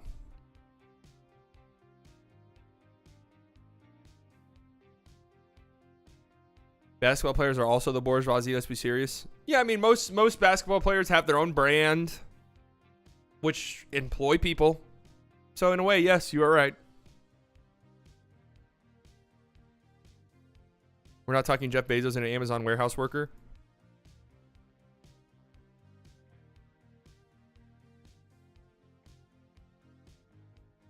Also, this like these comparisons were always so dumb to me because it's like, if you work for a company, because people always say like, well, imagine working for a company, like they could fire you and you always side with the employee. Then it's like, okay, when you work for a company and they fire you, right? You're without a job, and more often than not, it's hard finding a job.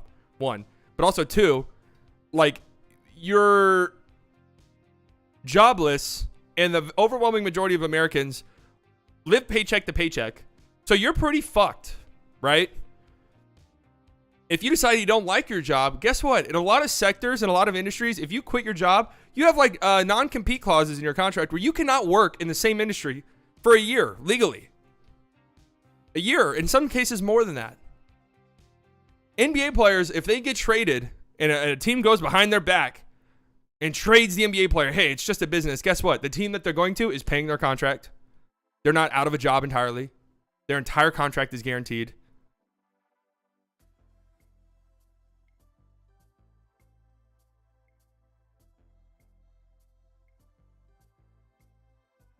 Max contracts in American sports are a joke. Someone like Luka can have the same max money as like Melo or Young.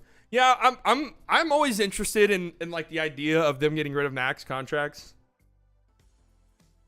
and just letting teams sign players to whatever the fuck they want. Anytime I hear like something like that, or eliminate the draft and just let teams sign players outright immediately, it interests me. They'd have to like dramatically change the cap space rules and stuff like that, but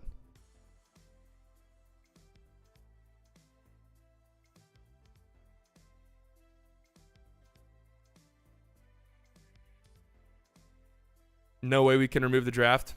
I don't think I would do it, but anytime I hear someone talk about it, I perk up a little bit.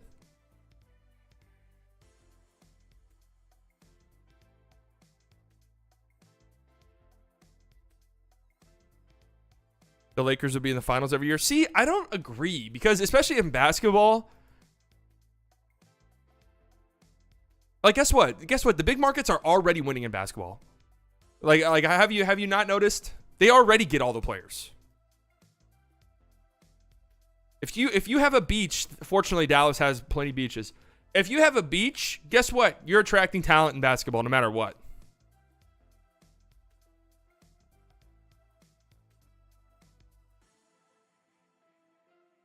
But you like players would realize, hey, I can go to Milwaukee. They're offering me more money than the Lakers because the Lakers already have so much contracts. Like I can go to Milwaukee. Milwaukee might not be the best example because they're good right now, but I could go to a smaller market and be the guy. I'll have the ball in my hands.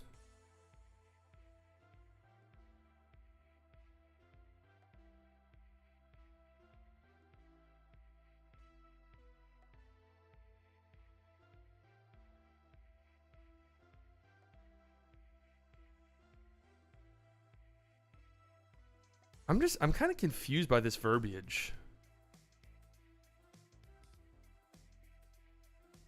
Recent talks do not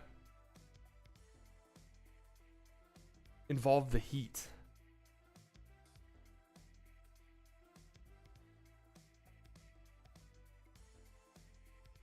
Can I say something funny about clutch points?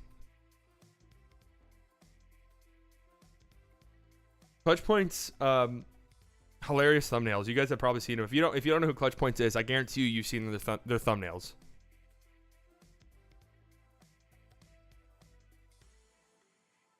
But they hit me up recently. And they're like, hey, we're looking for someone to help kind of run our Twitter, like live tweet during games and stuff. And I was like, oh yeah, sure. We had a phone interview set up. Never got the phone call. Just never got it.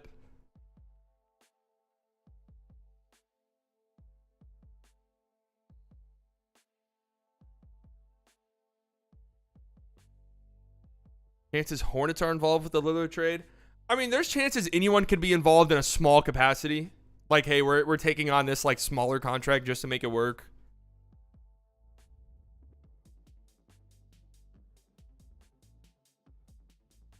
Why teams don't tank in the NFL so hard? Oh, teams do tank in the NFL.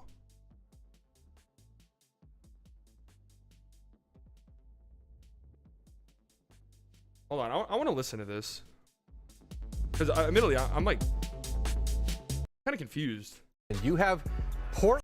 Those talks have intensified this week with Damian Lillard, but still, there's no trade imminent. And listen, we talked about this throughout the summer, that this would pick up once we got past Labor Day and training camp, the opening of training camp loomed. And that's exactly what's happened. You have Portland trying to, listen, not only talk to teams who have an interest in Lillard, but lots of teams who'd like to get in on a bigger deal. Can they pick up a couple draft picks to take on some money? Is there a need that they have that they can get in a 3 or 4 team trade? So Portland, they're exhausting all of those conversations this week, and they're certainly behaving like a team that wants to get a deal done, that is trying to get a deal done before training camp. Now, so far, the one element that has not been a part of these talks are the Miami Heat, but we know in trade talks and conversations that can change in one moment with one call. Huh. Definitely sounds like Woj got the text from the people in Portland. Hey, listen, go on NBA Today, say this. Or could you interpret it like this? They already know. Okay, we figured out, Dame, you're going to Miami, this player involved, this player's involved, this player's involved, but we need another team to take this player, we need another team to take this player. So let's call around and figure out.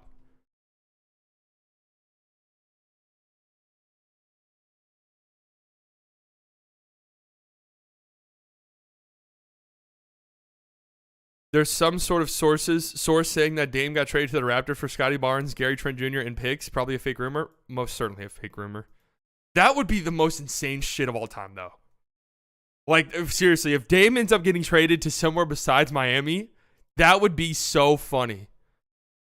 New Clutch Points tweet? Oh, boy.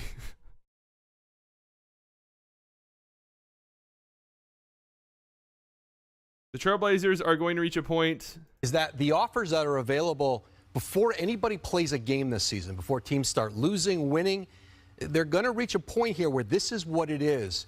And they have to measure, is it going to get much better during the season? Do we want to put our organization through that? I think the feeling is if they believe that they could get more closer to the trade deadline or once the season starts, yes, you wait. You can't just do a trade because it makes your life more comfortable. But I think that's the decision that's coming pretty soon for Portland.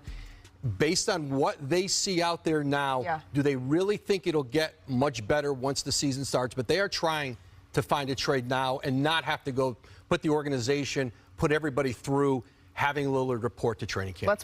What Portland is going to have to decide very. There's no way. There's just simply no way he goes to train. They go to training camp with Dame. He's getting traded for sure.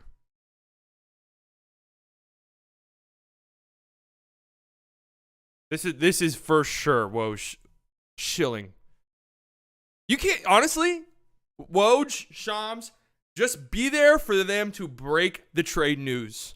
Anything outside of that, you are listening to essentially whatever front office they're benefiting is wanting them to say. Just straight up. Whenever Woj is on a show like this, somebody has called him, somebody has texted him, hey, go say this, go say that, go say this. And that's what he's doing. Like, genuinely. There's really no reason to listen to what Shams or Woj says in between them breaking news. Because they are major mouthpieces. I unironically trust dropping dimes 20 more. As a Heat fan, I'm confused. Don't be confused, man. You guys are getting Damian Lillard.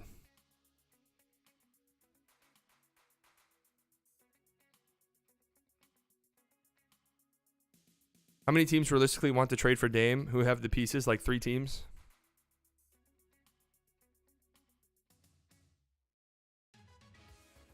Yeah, that's the other thing too, where it's like Dame is 33 and making an absurd amount of money.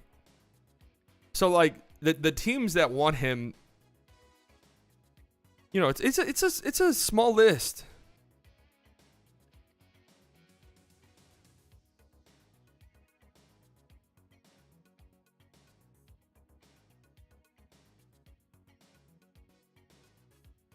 Like, the Heat obviously make a ton of sense. The Celtics honestly make a ton of sense. Toronto does make some sense. I think it would be dumb for them, truthfully. They need to trade Siakam and fucking rebuild. They do not need to go all in for Dame.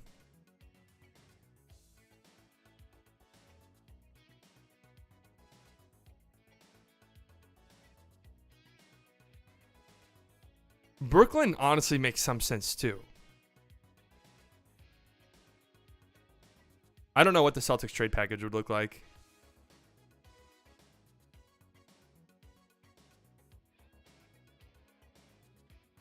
That's really kind of it. Those are like the only teams. I think the Pelicans are like, if Dame's obviously not going to want to go to New Orleans, but the Pelicans are a team that just basketball wise makes a ton of sense. They have a lot of picks. They have a lot of interesting young talent on their roster that they could trade. They need a point guard. Reunite CJ McCollum and Dame.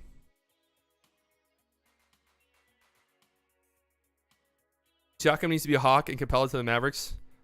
That is the pathway for Capella to be on the Mavs, by the way. I don't see a trade between now and the start of the season for Capella making sense otherwise, really.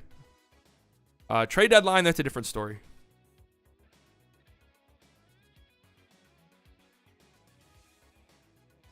I just want this like a big reason why I've been willing this trade so much is I just want it to fucking happen. Like we know what's gonna happen. You know, we know it's gonna happen.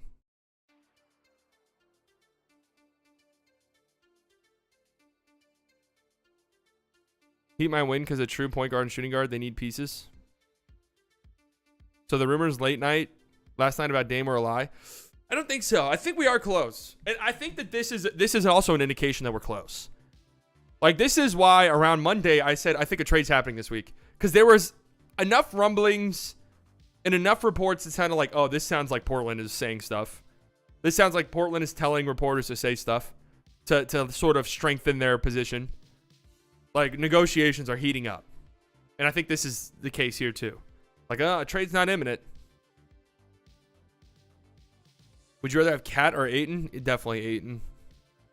Cat's obviously a better player, but for the Mavericks, I'd rather have Ayton.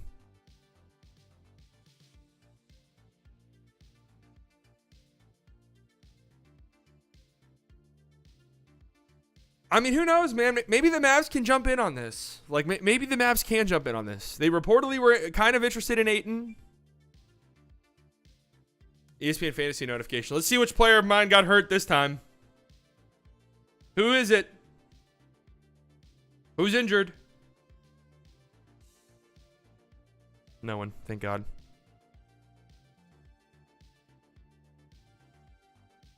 The war of Slovenian fanboys is crazy. Take care, man. It's not a war, man. It's not. We're all peace here. It's all peace. I love my Slovenian brothers and sisters. 99.9% of my Slovenian brothers and sisters that I interact with are amazing people.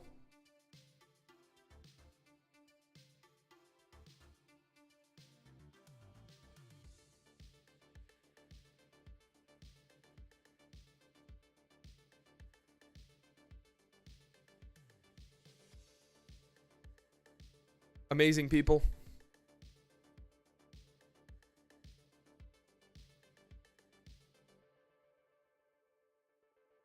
Slovenia and Lucas Ange are the worst thing to happen to this fan base.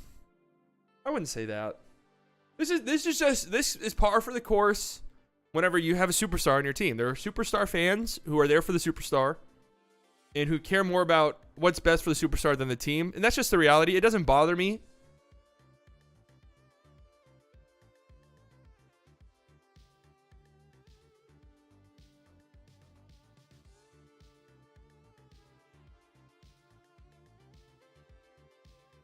And there are Mavs fans who are not Slovenian and who are from Dallas, are from the States, who have been fans forever, who are also annoying as shit.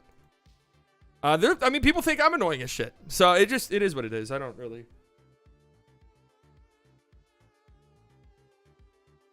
I don't know why Slow Hoops in particular has been angry at me lately.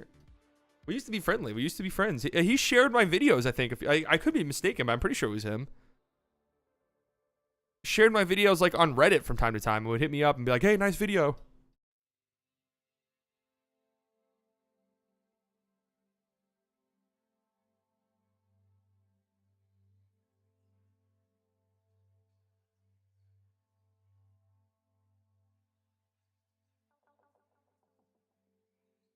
Just know if you lose the war against Slow Hoops fan, I will unsub and become Slow Hoops stan. Listen, man, I got no problem with Slow Hoops fan. Peace. I love him. Keep doing his thing. I don't want you guys piling on him.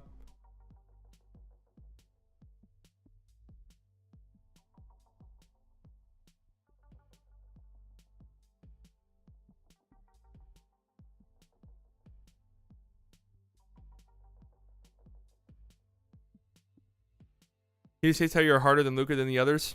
I mean, that's just going to be that's just the reality. When you're harder on your superstar. That's just the case. More's expected out of him. And I don't even think I'm that hard on him. Am I that hard on Luka? The reason why it might seem like I've picked up my intensity towards Luka is the same things that have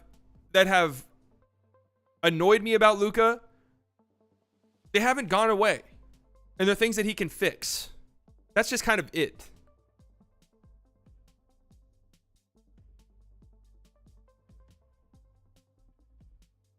I don't even care about him complaining. I'm being real. He can complain to the refs after every fucking whistle. I don't care. Everyone does it. I really don't care. It's just when he takes himself out of games when he's mad at the refs, which he does. He does that.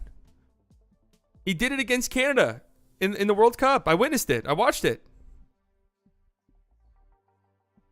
What are the actual chances we can get Buddy and Turner? Pretty much 0. Like, that's not happening. They are keeping Miles Turner. Like, they're trying to be good. The Pacers are. And they don't really have like this isn't like a Clint Capella situation where, okay, well, the Hawks do have Okongwu waiting in the wings. Like, they don't have like the Pacers. I mean, they have like Isaiah Jackson's pretty good. But like, he's not ready to step in and be the guy. You know? Who do you think the Dame trade will include if the Heat get him?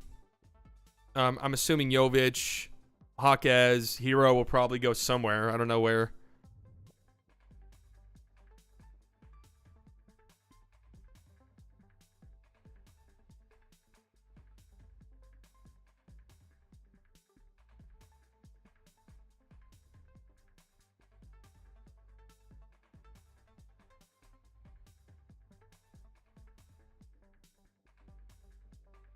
all of their picks. It'll cost a lot.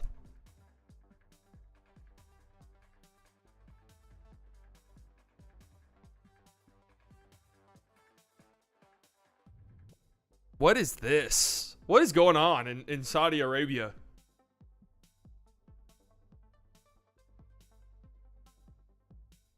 What the hell?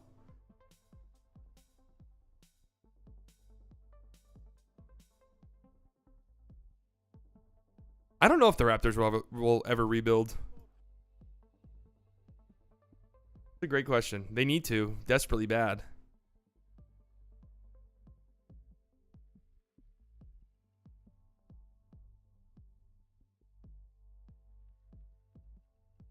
Jalen Smith's pretty good for Indiana. He was really disappointing last year. And even then, he was more of a 4. If the Hawks want Tim Hardaway Jr., Holmes, and a first for Capella, they can have it. That's kind of expensive. I really like the idea of the Hawks who picked at 15 a trade down.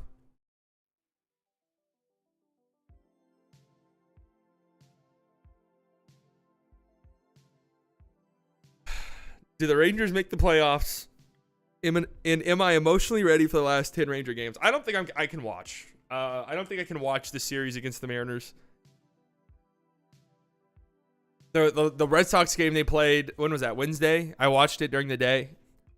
Adam Duvall hit that 3-run home run in the first inning. Rangers down 3-0. I just sank in my chair. I was just like, fuck, man. This team is just done for. They're done. And then they came back. And hopefully that was sort of,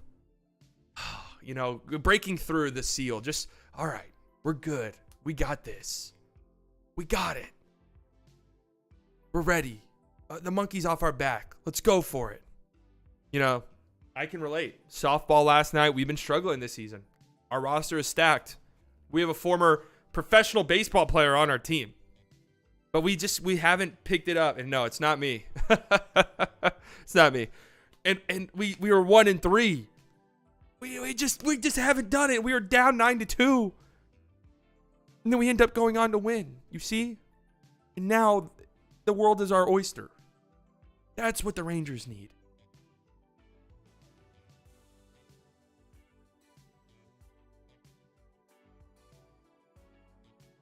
They need a big win tonight.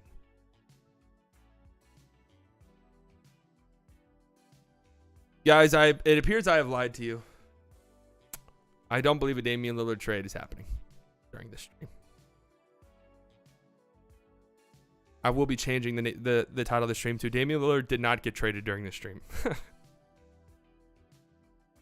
They are 0-3 in games I've attended this year. I've only been to 2 games this year. One game against the Rays. I don't remember when. It was right after the All-Star break, I think. They won that one. That was nice. That game, going to that game cemented my hatred for Arlington, by the way, because it was such a fucking nightmare.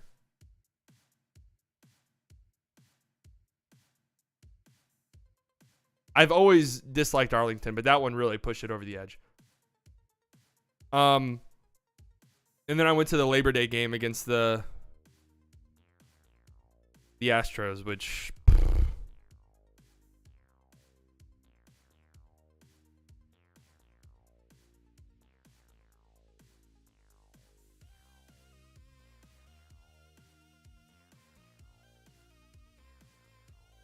yeah, the Labor Day game was rough. I did have someone hit me up after the Labor Day game on Instagram and say they saw me. It was kind of weird.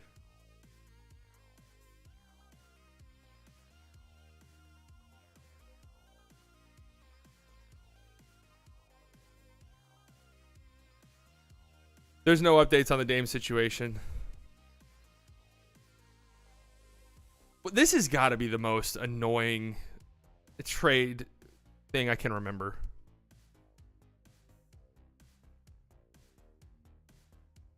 Like, this is dragged on and on and on and on and on. And it's so annoying.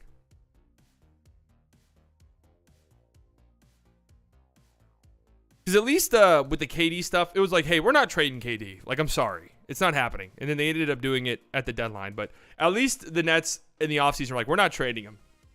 James likes. Thank you for everything. Love you, bro. This is kind of why I'm thinking that a trade did happen. The Damian Lillard album, Don Dalla, may be my album of the year.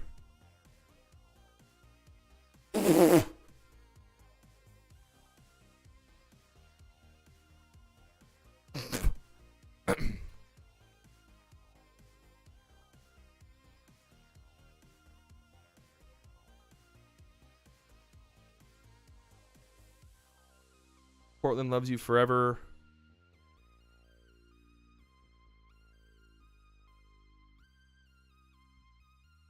At least Blazers don't have to pretend to like Dame as a rapper anymore.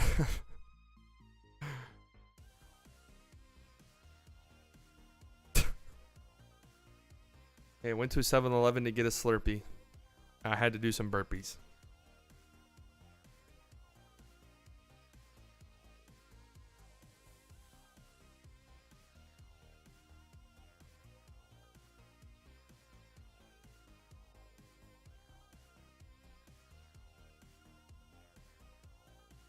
That's a Heat fan. Check his bio.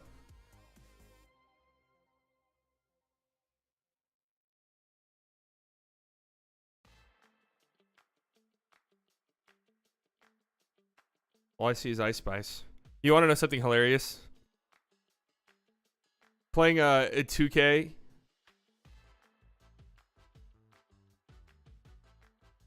Playing a 2K Pro-Am. Everyone's jersey is Ice Spice. Every single team you play either has Ice Spice on their jersey or a picture of Ice Spice on the court.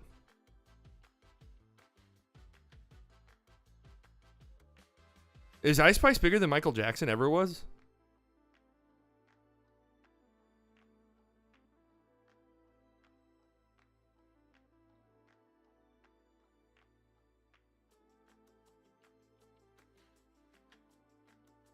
Would you do a 2K My NBA playthrough? Probably not. What's your favorite team as far as color style and aesthetics? Mine is the Supersonics or Bucks. You like the green? Supersonics. The Supersonics aesthetic was really nice. There is just something classic and iconic about the Lakers. It's just a good color scheme. You know, it is iconic.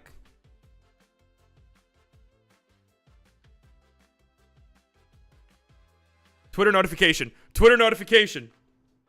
Twitter notification.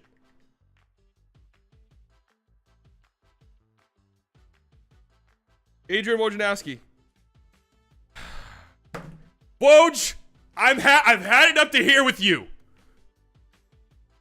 I'm fed up.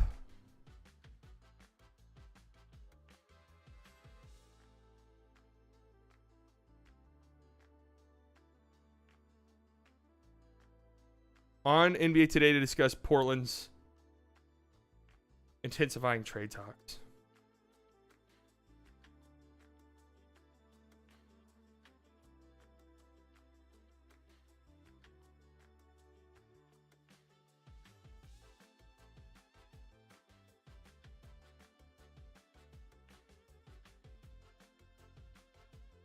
Hello?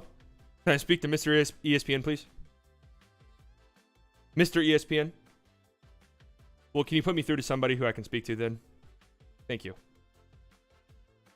Hi, yeah. I'd like to file a formal complaint on your employee, Adrian Wojnarowski. Yeah, that's him. Well, yeah, exactly. I'd like to file a complaint. He's annoying the shit out of me on Twitter. No, you know exactly what he did. What? Why is he tweeting that? No, because I got notifications on, and he tweets this bullshit. Well, I promised my viewers that a Damian Lillard trade would happen during the stream, and now I got to deal with this fucking bullshit. No, it's not enough. I want him fired. No, I want him fired. I don't care. I want him fired. Hire me. Hire me. Give me his contacts. I'll be the best reporter there ever was. Hello? What a joke. ESPN is a joke.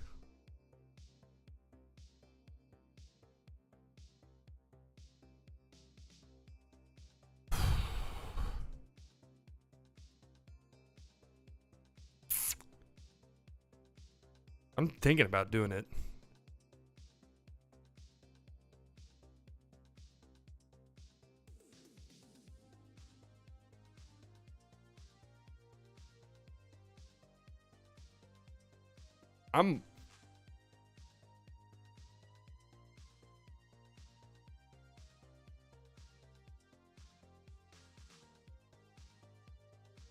Shams, they both suck.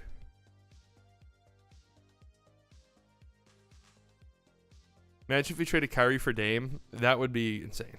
We're not going to do that, though.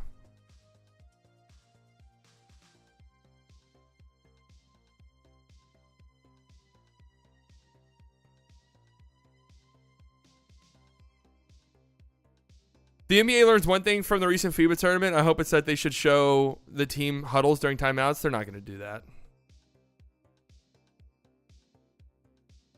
There's too much at stake, I think. I wish they would, though. Trust me. I definitely wish they would. That would be awesome. The FIBA presentation is really good.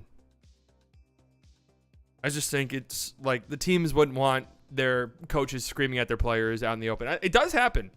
There were people who are like, oh, that doesn't happen in the NBA. No, it does happen. Coaches scream at players. Players scream at players. Players scream at coaches. There's just too much, I think, at stake for them to do that. I was going to look at something else, but I forgot.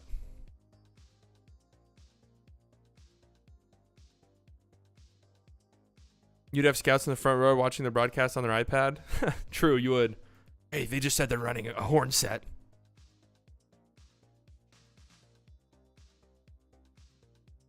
From what I understand, you can have an iPad. Like, I know in baseball they have the iPads like in the dugout and stuff, but they can't be connected to the internet or something like that. I forgot what it is.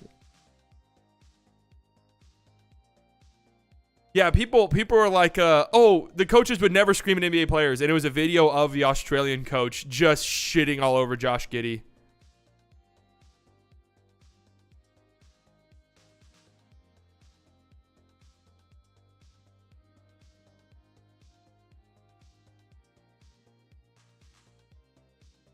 No internet connected devices is the rule. Yeah, they just have like the film and stuff on them. All right, well, I mean, I don't know how much longer I can go, guys. I got to get my NFL picks in too. It's just not looking likely. I really did. I postponed a PowerPoint stream today. I just felt it. Air.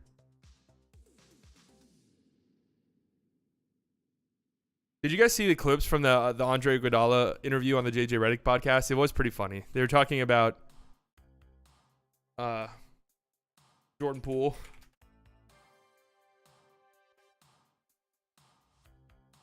One thing I've always been fascinated by with the Warriors, specifically, I think it's mostly Steph, Clay, and Draymond, where, the PowerPoint was either going to be best and worst case scenario for every NBA team. We did that last year.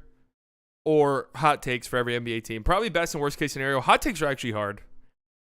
Like, it's hard to concoct a hot take for every team. you want at times to be like, let's tighten up. But with Steph, you want him the space and the freedom to be creative. Clay, you want him hunting at all times. Draymond does some wild shit on the court, and that's part of his game. And I mean, but not just like fouling people. I'm talking about like he throws some wild passes sometimes, right? Sometimes his rotations, you're like, dude, you're overhelping. What are you doing? But like he sees something maybe you don't see. So you have to allow those three guys a lot of stuff. I think at times, that is not a knock on Jordan Poole. I think sometimes at times, like with Jordan, it was like, okay, you can't then come in the game and be doing that stuff, right? And that's not a knock on him, because on most teams, you're like, dude, you're fucking great. We need you to do this role. But at times on your team, it was a nuisance. Correct. But it was a hindrance to Jordan Poole. Because Jordan's like, why can't I go out there and be free like them? You know, he doesn't have 4 rings. He has 1. And he won us a game in the finals. He did do that, game 5. Yeah, game 5. And so he coming back like, no, I've shown y'all that. Give me some freedom. And I'm second on the team in scoring. Average 20.4. He was second on the team in scoring. So why should I be the guy that has to dial it back? Like all those emotions, he's a real human being. So he's like, no, I'm doing what I do. I've Because he's just not that good. been sacrificing. And that's my brother. Like I would be like, bro, like I'm about to flip sides with these fans. if you fall on purpose one more time to not play defense, I had to joke. And he's my brother. He's my brother. He knows this. Like I love him to death. But I would tell him, Jordan, it looks like you're trying not to try. Do you know how much energy it takes to try to not to try, it takes less energy to try. Do you understand what I'm saying? I know exactly what you're saying. And so, but then it was it looked like it could have been a rebel in there. Like, no, man, I'm second on the team in scoring. And you know how we grew up when we first got in the league? If you were a bucket, you got to take off on the other end. Yeah. Andre Iguodala's content brain, he'll do well. Yeah, he sounds good on TV. JJ Redick, here's the thing. Like, ESPN hasn't gotten this, and this actually brings me to a point I wanted to get to.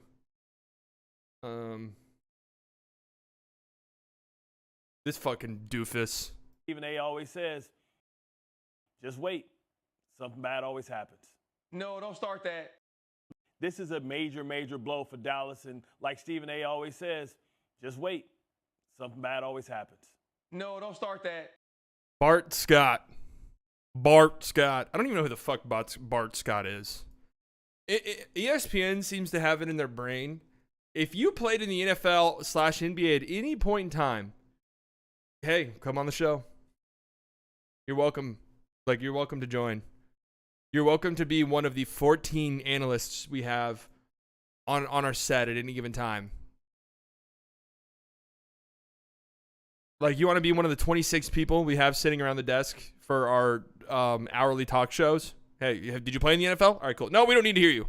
We don't need to see if you're funny. We don't need to see if you're insightful.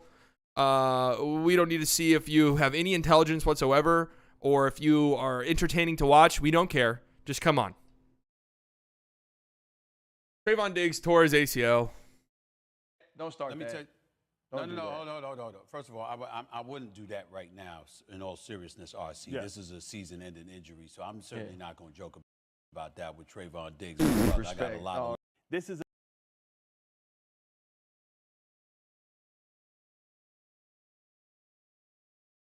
What a clown. What a damn clown.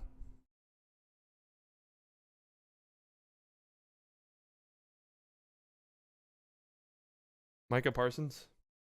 What the fuck? He old hating ass, old head. Lame as fuck.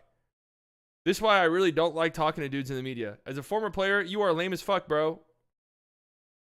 Just facts. Joking about a man trying to feed his family and building a legacy. ESPN got to stop letting cornballs on TV. What's going on down here? Certainly not going to joke about that with. What? Is this how it looks on TV? pressure, or now you got to swipe linebackers out to take away short routes. This is a major, major blow for Dallas. And like Stephen A. always says, just wait. Something bad always happens. No, don't start that. Oh my God, man. ESPN is so bad. It's just like so bad. And they know it's bad. They do know. I actually have heard some rumblings. Can't say what exactly. Because I've actually been sworn into secrecy via legal documents on certain things. They're scrambling back there. They actually are. They're scrambling. They know that this format here is not long for this world. People don't like it anymore.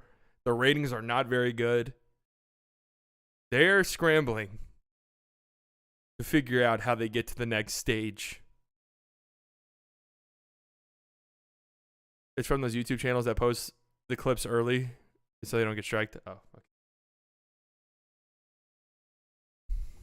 What a joke. All right, I guess that segues me into doing my NFL picks, and then we'll get out of here. Sorry, guys, I lied to you. Actually, no, I was right. Dame was supposed to get traded on this stream. But, some bullshit happened. So I was right. It was not my fault. This was not my fault. Do your soccer picks? Man United is definitely winning this weekend. Who they play? Birmingham? Who's that? B-U-R? Burnley? Yeah, give me Man U. Man U's undefeated, man, in the Premier League so far. Oh, wait, no, never mind. That's not true. I thought 2-0-3 would mean 2 wins, 0 losses, 3 draws. But instead it's 2 wins, 0 draws, and 3 losses. Rough for us. It really is. It's rough. They might be fucking relegated.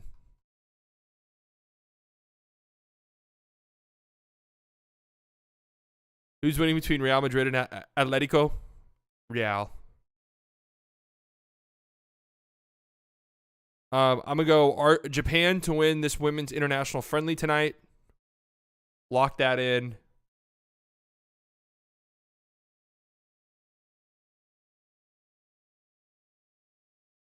I'm not switching sides. I'm Man United till I die. On fucking Man United.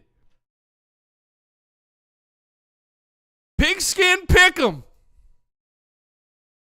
Pigskin pick'em. Up to 24-8 on the season. Shit's too easy. Shit is too easy. The lads had a rough game yesterday, or 2 days ago, whenever it was.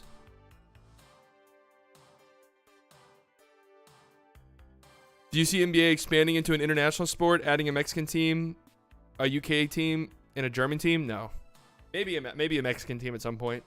No chance they go intercontinental with it. Or not intercontinental. I meant overseas with it. Just no chance.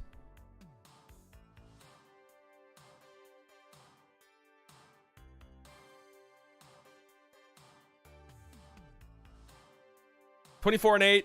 I rank 3,000th in the world. 99.6 percentile.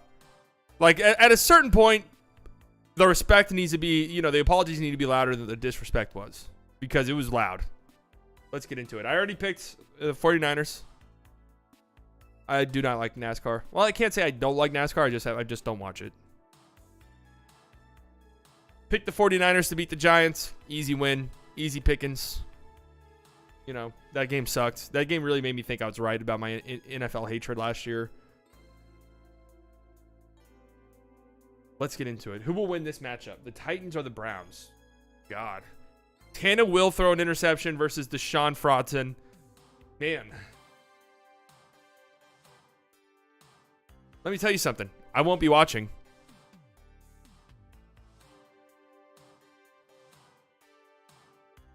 No Nick Chubb. How is the Titans' run defense, or the Browns' run defense? Is it good? I think it is good, isn't it?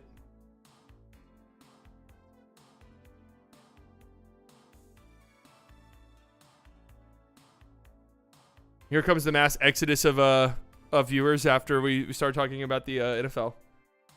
I'm gonna rock with. This one's a toughie. I think the Browns take care of business. I think the Browns take care of business at home. Deshaun Watson, he does suck.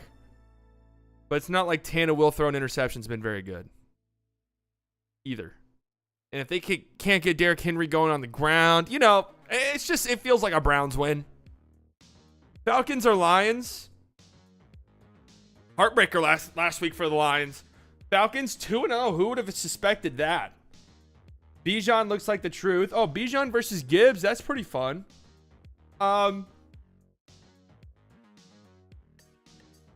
This should be the most Detroit Lions thing ever. To start the season with the win on the road in Kansas City and then lose 2 home games in a row afterwards. Doesn't that kind of feels like a very Detroit Lions thing to have happen? Does it not? I'm just not convinced the Falcons are good. How are they 2-0? Who have they beat? They beat the Packers, and who was the other team?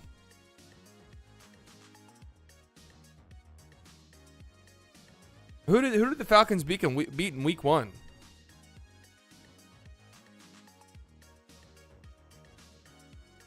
I genuinely don't recall.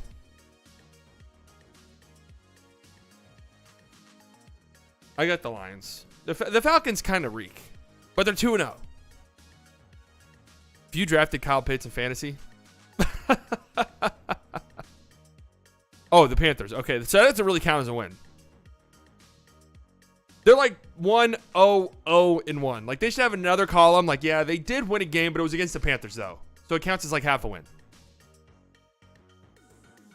Packers versus the Saints. Oh, this is kind of juicy. Okay. Saints are 2-0, but it's not like they've looked great. It's not like they've looked great. They just kind of skated by against an absolute abhorrently bad Carolina Panthers team. That's really fucking bad. That game was so terrible.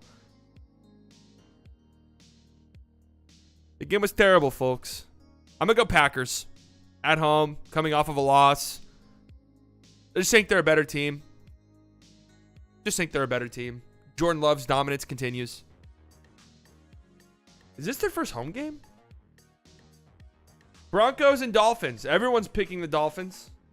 This is where I, would like to zag a little bit, but I just don't see it. The Broncos are hilarious. Although, they haven't been that bad. But they are 0-2. Your upset of the year is the Broncos. Falcons going to go 3-0. I don't see it, man. Lions at home. They got it. I just don't see it. How can the Broncos keep up with the Dolphins offensively? I don't see it. Maybe if it was a different team. But the Dolphins really got it. Like, offensively, they're kind of disgusting. Do the Broncos have anyone to throw at Tyreek Hill?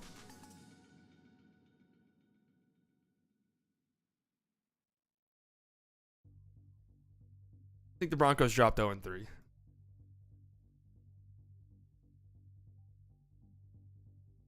Actually, you know what? I am actually kind of feeling something. Like, now that I'm thinking about it, something in the universe is kind of speaking to me here.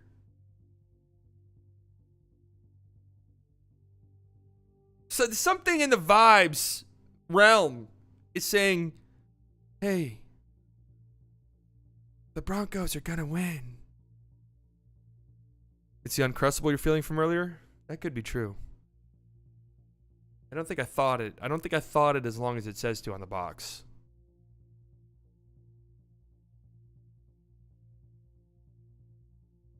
Broncos country, let's ride.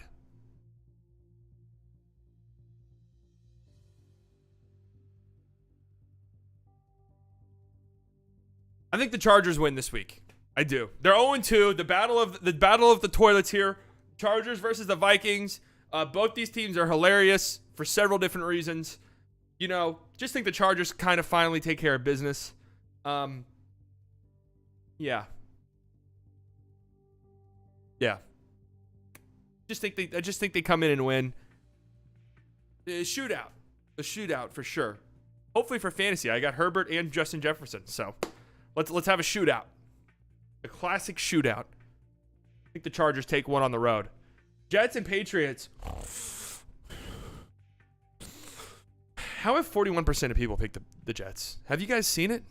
Have you guys seen them?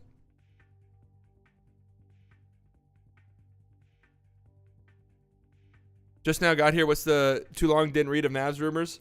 Don't know what the original source was, but rumors going around that it was like a Josh Green for Buddy Hield swap. I don't believe them to be true. So I'll just say that. But that's why everyone on Twitter was freaking out. I don't believe them to be true. Pat's been trash. Dude, Zach Wilson's the fucking quarterback. Zach Wilson is the fucking quarterback.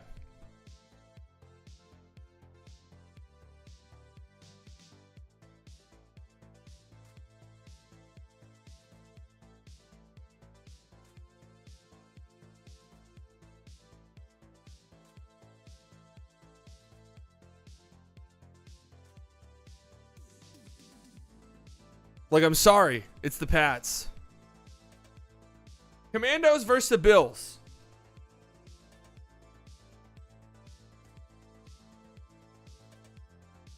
The Comrades are 2-0. They played the Cardinals, and who did they beat last week? Oh, they had a crazy-ass comeback against the Broncos.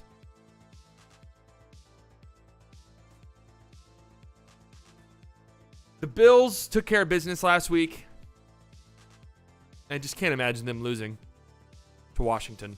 I feel like, Washington fans might be a little bit hype at this game. Either that or the stadium will be full with Buffalo fans. I can't really decide.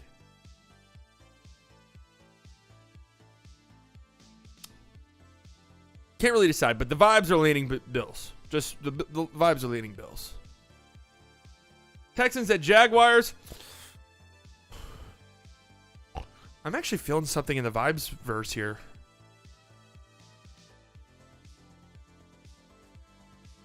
DJ Stroud hasn't been bad. Trevor Lawrence looked like trash against the Chiefs last week. He did. Watched. Had him in fantasy. Wasn't great. Something in the vibes verse is stinky here. I'm percolating. Texans get their first win of the season against a division rival on the road. Jags kind of like punched in the mouth a little bit. Like, oh my God, what the fuck's going on? We're 1-2. We just lost to the Texans at home. What's happening?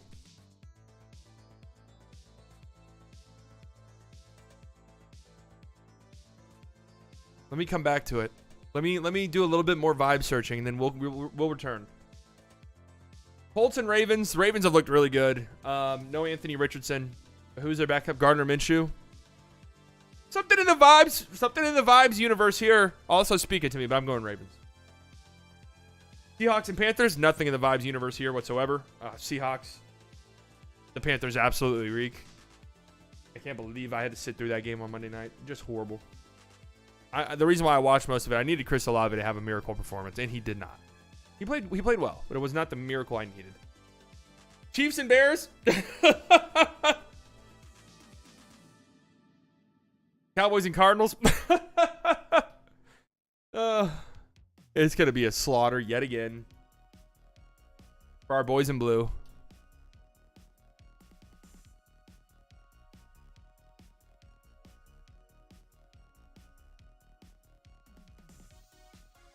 Sunday Night Football. Yippee!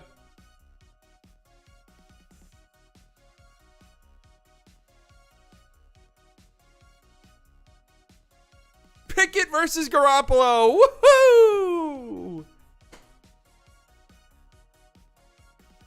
Who cares?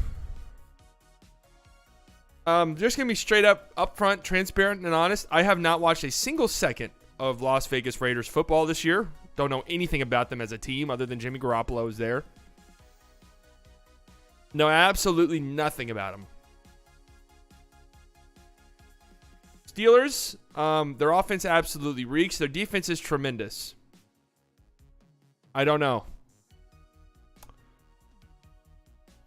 Do I trade Amon-Ra and Kenneth Walker for Jamar and Ramondre? See, this is a great question because I am the fantasy expert, so you do want to come to me for fantasy advice. You trade Amon-Ra and Kenneth Walker for Jamar and Ramondre?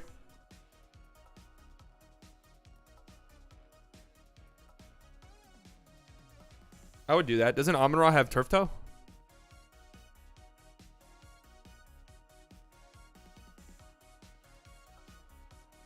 I'll never forgive you for gatekeeping your Croc charms.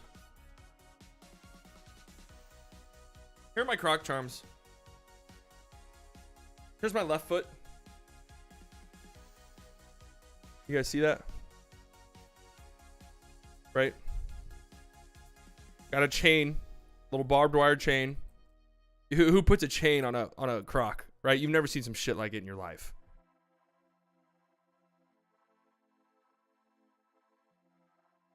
Never seen some shit like it in your life.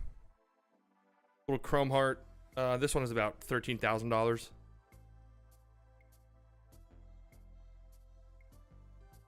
No Face from Spirited Away. You know, you know.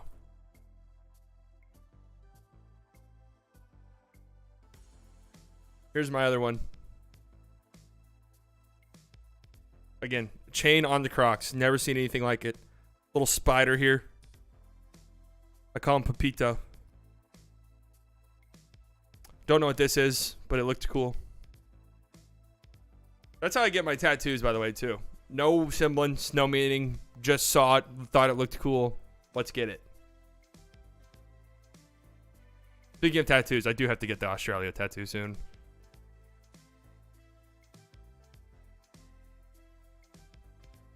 Oh my God. I genuinely don't care at all about this game. Like, can somebody tell me one thing at all about the Raiders? Do they have a good offensive line or something?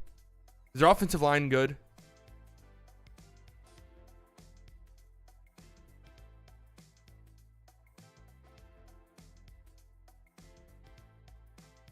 Can somebody tell me?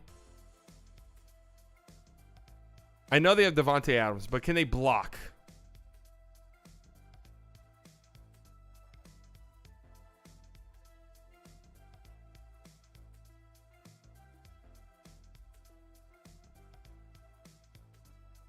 Max Crosby is one of the best defensive players in the league. Do they have a good offensive line?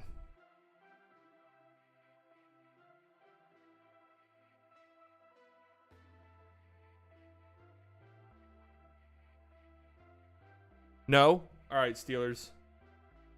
What's the deal with the Monday night games on at the same time? I really don't get the strat there.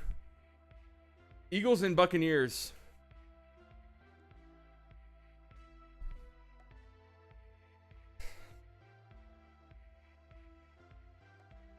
The vibes are speaking to me. Baker Mayfield, Monday Night Football. The Bucs are 2-0. Chance to show the world he's still got it. He's still him. Makes you think. Makes you think. I think it's the Eagles. The Eagles haven't played good, though. They haven't. Fuck around and let Baker Mayfield win? Hey, man.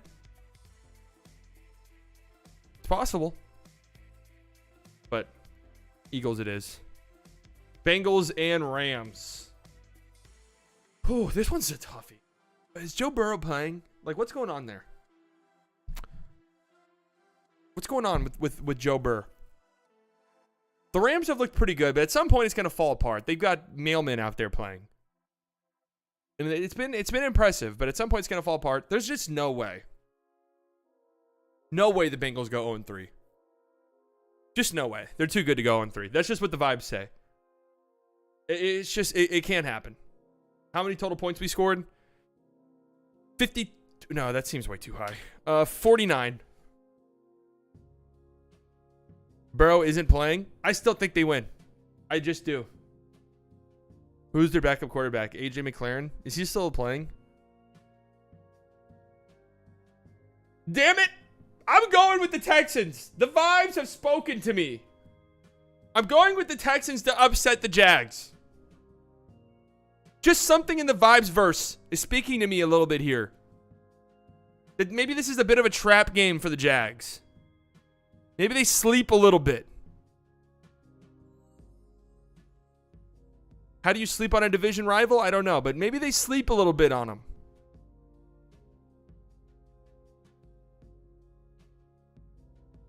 And they come out and win. CJ Stroud has a moment.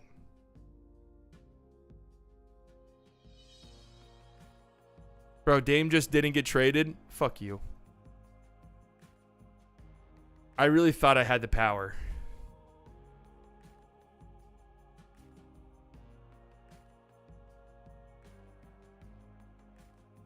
I've noticed something. If the Thursday night game is really bad, like last night's game was, my hype for the weekend of football is not very high. I mean, it's not very high right now.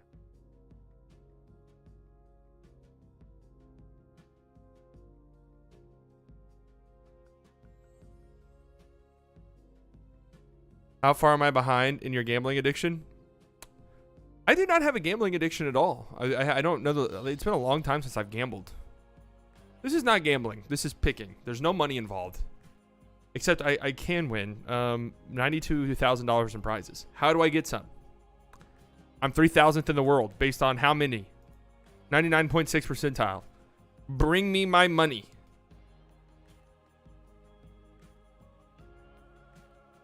You positive on gambling?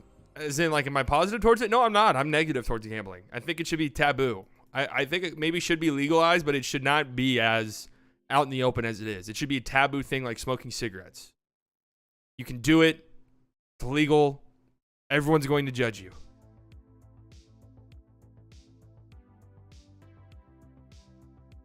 That's how I feel gambling should be.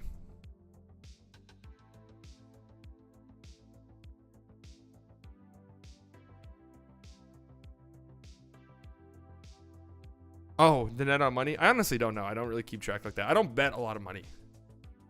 So if I am in the positive, it's like by $40.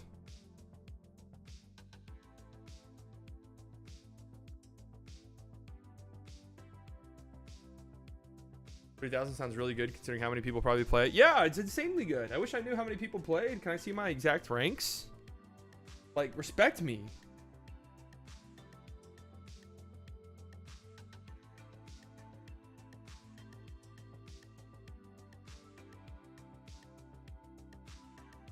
Respect me. Well, Damian Lillard did not get traded. Do I just name every stream from here on out until he gets traded? Damian Lillard is getting traded on this stream. Bound to happen at some point. Like, if I stream every day, which I'm not going to do, it will happen.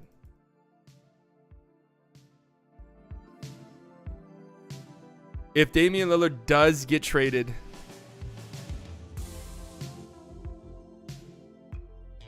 at some point soon, and I am not live when it happens, and I'm not doing anything else, I will go live, and we'll talk about it.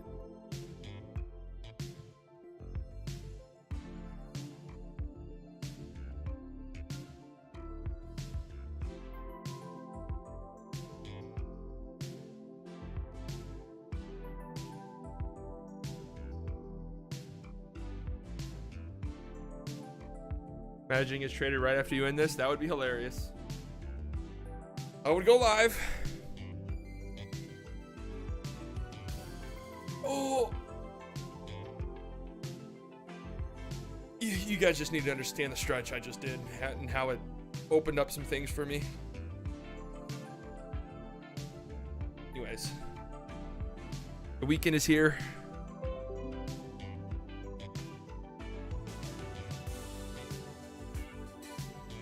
The week is over. Not for me. I still have work to do. But for most of you.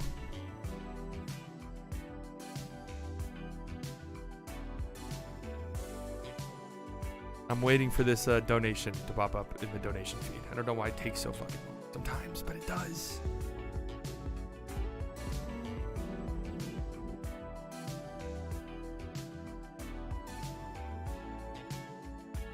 Amsterdam Marathon Challenge with the $5.99. Slightly, I need to confess something.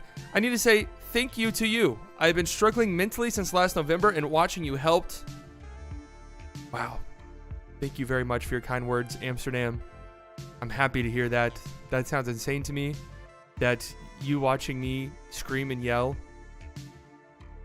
has helped you mentally, but that means a lot to me. I've had my own mental struggles over the last year or so. Hasn't been a very easy year for me, but streaming, interacting with you guys has helped me tremendously as well. So thank you to you and to all of you. It's been a great help. Keep fighting, Amsterdam. It's looking up for us. Looking up for us. All right. Thank you guys for coming out. All of the OGs, you guys know I love you very much. Could have spent your Friday afternoon anywhere in the world. You decided to spend it here. Thank you. You guys have a great weekend. You guys stay safe. I'll be live again on Monday, or maybe over the next coming days if a trade happens or something that we need to talk about immediately. Donations, members, thank you guys so much. You never have to do that, but it helps me out tremendously. Makes me feel so good. New subscribers, I promise you guys will not regret it. The content is starting to ramp up. I'm hoping next week I can sort of soft launch the new era of content on this channel. We're going to try it out. Daily videos, almost sort of game recaps of sorts. Thinking I'm going to soft launch it next week with a test video. We'll see. Thank you guys so much for coming out. Love you. You guys enjoy the rest of your weekend. See you guys on Monday, or maybe in between. Who knows? Bye.